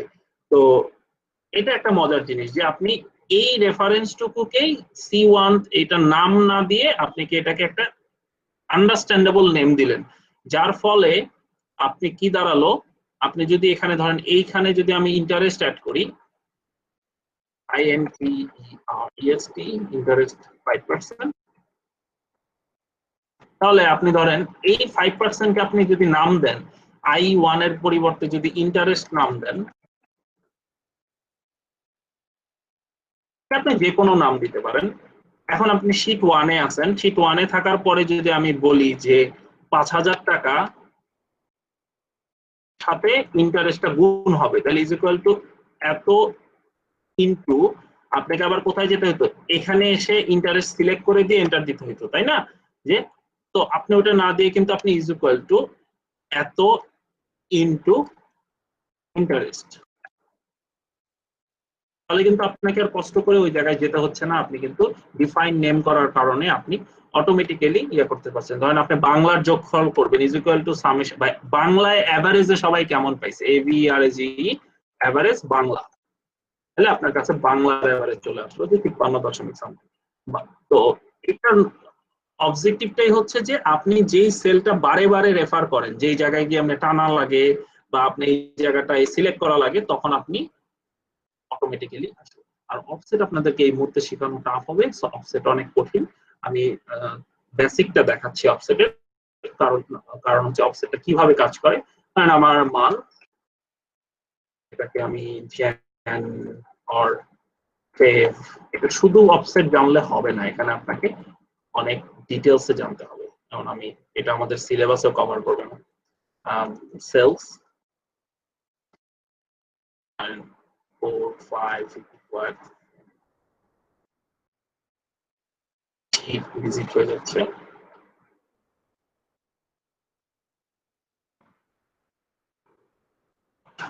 ঠিক আছে, আমি লিখলাম, কি লিখলাম, আমি লাস্ট 6 মাসের মানে কয়েকটা মাসের সেল লিখলাম।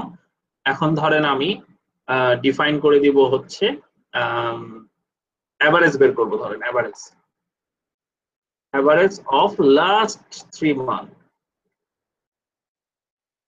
লাস্ট 3 মাসের এভারেজ। লাস্ট 3 মাসের এভারেজটা কি? লাস্ট 3 মাসের এভারেজ হচ্ছে ইজ ইকুয়াল টু এভারেজ এই যে শেষের 3 মাস দিয়ে এটা দিলাম। লাস্ট 3 মাসের এভারেজ আসলো, 3 মাসের এভারেজ আসলো। এখানে একটা সবুজ আইকন আসছে, এক্সেল মনে করতেছে আপনি কোনো কিছু বাদ দিবেন, কারণ উপরে আরো ছিল, সেজন্য সে একটা এরর ওয়ার্নিং দিছে যে আপনি সবকিছু তো নেন নাই। যাই হোক, এটা আমরা জানি যে এটা ঠিক আছে। তো আমি এই যে সেলটা দিছি, এই সেলটার নাম কি? B5 থেকে B7, B5 থেকে B7। এইটা যখন আপনি ফর্মুলা দিয়ে লিখবেন, তখনই সেটাকে অফসেট বলা হবে। কিভাবে বলা হবে? ধরেন আপনি এটা এখন কি, এটা আপনি যখন নতুন একটা আসতেছে, ধরেন আরো একটা সেল আসলো, তখন কিন্তু আপনার এভারেজটা ভুল, লাস্ট 3 মাসের এভারেজ নাই, এখন কি রয়ে গেল? এটা আগেরটাই রয়ে গেল। আপনাকে তখন আবার এটাকে কি করতে হবে? ঠিক করতে হবে, এটাকে ধরে নিয়ে টেনে নিয়ে ঠিক করতে হবে। তো অফসেট ফর্মুলার কাজ হচ্ছে সে ফর্মুলার ভিতরে আরেকটা রেফারেন্স করবে ফর্মুলা দিয়ে, যার কারণে সে অটোমেটিক্যালি সে ডিফাইন করতে পারবে যে সে কত দূর আসছে, কত দূর গেছে। আমি একটা এক্সাম্পল দিচ্ছি, দেখেন ইজ ইকুয়াল টু অফসেট। আমি এখানে এটার নাম কি? এটার নাম হচ্ছে B6। তো B6 এর ইজ ইকুয়াল টু B6 মানে হচ্ছে 536। তো আমি 536 কে লিখবো হচ্ছে অফসেট দিয়ে। অফসেট রেফারেন্স নাম্বার যে কোনো একটা সেল, সেখান থেকে আমাকে এক রো নিচে নামতে, কত রো নিচে নামতে হবে B6 এ আসার জন্য? B6 এ আসার জন্য আমাকে নামতে হবে হচ্ছে 1 2 3 4 5 5 কলাম নিচে নামতে হবে, আমাকে কত রো ডাইনে যেতে হবে, 1 রো ডাইনে যেতে হবে, এবং আমার হাইট হবে হচ্ছে 1, কারণ আমি শুধুমাত্র একটা সেল নিব। আমার ওয়াইডও হবে হচ্ছে 1, কারণ আমি চওড়াতেও একটা সেল নিব। এই 4টা প্রশ্নের উত্তর, 5টা প্রশ্নের উত্তর দেওয়ার পরে অফসেট ফর্মুলা সে বের করবে যে আমি এ কলাম থেকে A1 থেকে 6 রো নিচে নামবো, 1 কলাম ডাইনে যাব, যাওয়ার পরে আমি একটা সেলকে সিলেক্ট করব। তো আসতেছে হচ্ছে 432, কারণ হচ্ছে আমি 6টা মনে হয় বেশি বলে ফেলছি, 1 2 3 4 5, হ্যাঁ এটা 5 হবে, তো এটা 5 হবে। সো সে এখানে B6 লেখার যা মানে এই অফসেট ফর্মুলা দিয়ে এই লেখাটারও একই মানে, কিন্তু এটা কেন ব্যবহার হয়? ধরেন আপনি ফর্মুলার ভিতরে যদি এটা ব্যবহার করেন ইজ ইকুয়াল টু এভারেজ, এই জায়গাটুকুতে আপনি এভারেজ ব্যবহার করবেন অফসেট দিয়ে।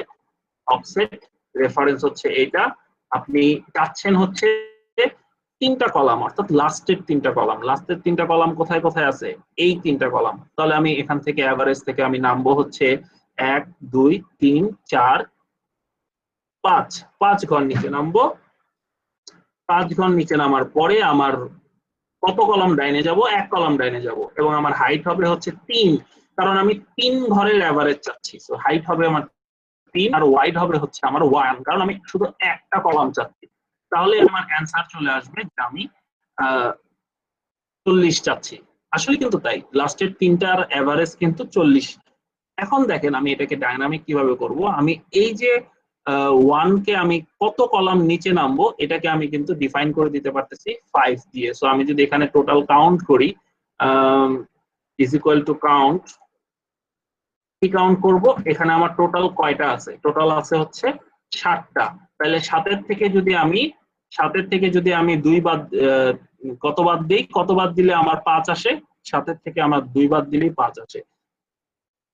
তাহলে আপনি দেখেন এই ফর্মুলাটাকে আমরা ব্যবহার করব হচ্ছে কোথায়? আমি ব্যবহার করব 5 এর পরিবর্তে ইজ ইকুয়াল টু কাউন্ট, ফর্মুলার ভেতরে আমি লিখবো কাউন্ট, এবং আমি খুঁজবো হচ্ছে কি খুঁজবো? আমি খুঁজবো হচ্ছে এই জায়গাটুকু খুঁজবো, এখানে কতটুকু জায়গা কয়টা আছে, ধরেন যতটা থাকবে সেটা থেকে 2টা বাদ যাবে, তারপরে অ্যান্সার আসবে 40। তো এখন দেখেন সে কত বললো, যে কত ঘর নিচে নামতেছে? 7 ঘর নিচে, কত ঘর নিচে নামতেছে? নামার পরে অ্যান্সারটা আসতেছে। আমি আপনাদের আরেকটু সামারিটা দেখাই, রেজাল্টটা কি দাঁড়ালো। লাস্ট 3 ঘর আপনি এখান থেকে নিচের দিকে নামতে থাকেন, আরো অ্যাড করেন 533, আপনার এভারেজ কিন্তু বেড়ে অটোমেটিক্যালি আপডেট হইলো 399। কারণ কি? এই 3টার এভারেজ হচ্ছে 399। আপনি নিচে দেখেন ইজ ইকুয়াল টু এভারেজ 399। আপনি আরো একটা অ্যাড করেন, সে এভারেজ অটোমেটিক্যালি আপডেট করলো 326। কিন্তু এখানে কিন্তু অটোমেটিক আপডেট হয়নি, এটাকে আপনি আবার আপডেট করেন 326। অর্থাৎ সে ফর্মুলা দিয়ে সে ডিফাইন করতেছে যে অ্যাকচুয়ালি কোন জায়গা থেকে আমাকে যোগটা করতে হবে। সে এখান থেকে এসে আসতেছে, গুনবে টোটাল কয়টা সেল আছে, যতগুলা সেল আছে সেখান থেকে 2টা বাদ দেওয়ার পরে সে এই সেলে আসবে। এই সেলে আসার পরে রো নাম্বার হচ্ছে কয়টা? রো নাম্বার হচ্ছে 3টা, মানে আমি 3টা রোকে নিব, এবং আমার কলাম কয়টা? একটা কলাম, শুধুমাত্র এই 3টা কলাম নিব, নিয়ে ইউজ করবো। সো এগুলি অ্যাকচুয়ালি ডাইনামিক ফর্মুলা, যেটার মাধ্যমে আপনার অটোমেশন করা হয়। যে আপনি এখানে আপনি সব ফালাই দেন, আপনার শুধু প্রথম 3 মাসের এভারেজ আসবে, সব ফালাই দেন, প্রথম 3 মাসের এভারেজ আসবে 377। এখানে এভারেজ হচ্ছে 377। আবার আপনি এখান থেকে ইয়া করতে থাকেন, নতুন অ্যাড করতে থাকেন, দেখেন আপনার এটা অটোমেটিক আপডেট হইতে থাকবে। আপনার অন্য ফর্মুলা হইলে কিন্তু এটা অটোমেটিক আপডেট হইতো না। সো সেল রেফার করতেছেন কিসের মাধ্যমে? অফসেটের মাধ্যমে। এটাও কিন্তু অফসেট রেফারেন্সের একটা পাওয়ারফুল টুলস। তো এখানে আপনি যদি কাউন্ট ফর্মুলা ক্লিয়ার না জানতেন, তাহলে কি আপনি অফসেট এটা ব্যবহার করতে পারতেন? পারতেন না। আপনাদের কাছে, অনেকের কাছে এটা কঠিন মনে হতে পারে, বাট এগুলি যত চর্চা করবেন আপনার জীবনে এগুলি কাজে আসবে। এবং আমরা এটা কখন ব্যবহার করি? যখন রিপোর্ট বানায় বারে বারে দিতে হচ্ছে। তো যদি আমি এটা ম্যানুয়ালি করতে যাই, গত মাসের রিপোর্টের সাথে এটা প্যাচ লেগে যাবে। দেখা গেল গত মাসে ফর্মুলা ছিল এক জায়গায়, এটা হয়ে গেছে এক জায়গায়। সো এটা ম্যানুয়ালি থেকে সরে এসে আমরা কি করি? অটোমেট করে ফেলি। তো একটু কঠিন জিনিস দেখা ফেলাইছি, যাই হোক সমস্যা নাই, যেহেতু আপনারা বললেন। তো আমি আসলে এইভাবেই ক্লাসগুলো নেই, এবং আমার স্টুডেন্টরা কি করে, যারা কর্পোরেটের স্টুডেন্ট, তারা এটা দেখে যে ও আচ্ছা এটা তো করা যায়। তারা কিন্তু 100% বুঝে না, পরে গিয়ে তারা এটার পিছনে ঘাটাঘাটি করে, গবেষণা করে, তারপর শিখে। আর আপনাদের যেটা শেখানো হচ্ছে এটা কিন্তু হাতে কলমে ধরে ধরে। আমরা ওয়ার্কশপ করি যখন, ধুমায়া একদম সব টপিক ক্লিয়ার করে বলে দিয়ে দিই, এটাতে এটা করে, এটা দিয়ে এটা করে, এটা দিয়ে এই হয়, এটা দিয়ে ওই হয়। তো এই জন্য আর কি বলতেছিলাম। আর কোনো প্রশ্ন থাকলে করতে পারেন। আমি 10 মিনিট দেরি করছিলাম আজকে শুরু করতে, তো আমি ক্লিয়ার করে দিলাম, 10 মিনিট কভার করে দিলাম। আর যদি কোনো ইস্যুস থাকে বলতে পারেন। ভাইয়া ছোট্ট একটা কোশ্চেন, সেটা হচ্ছে ফিজ প্ল্যানের কাজ কি?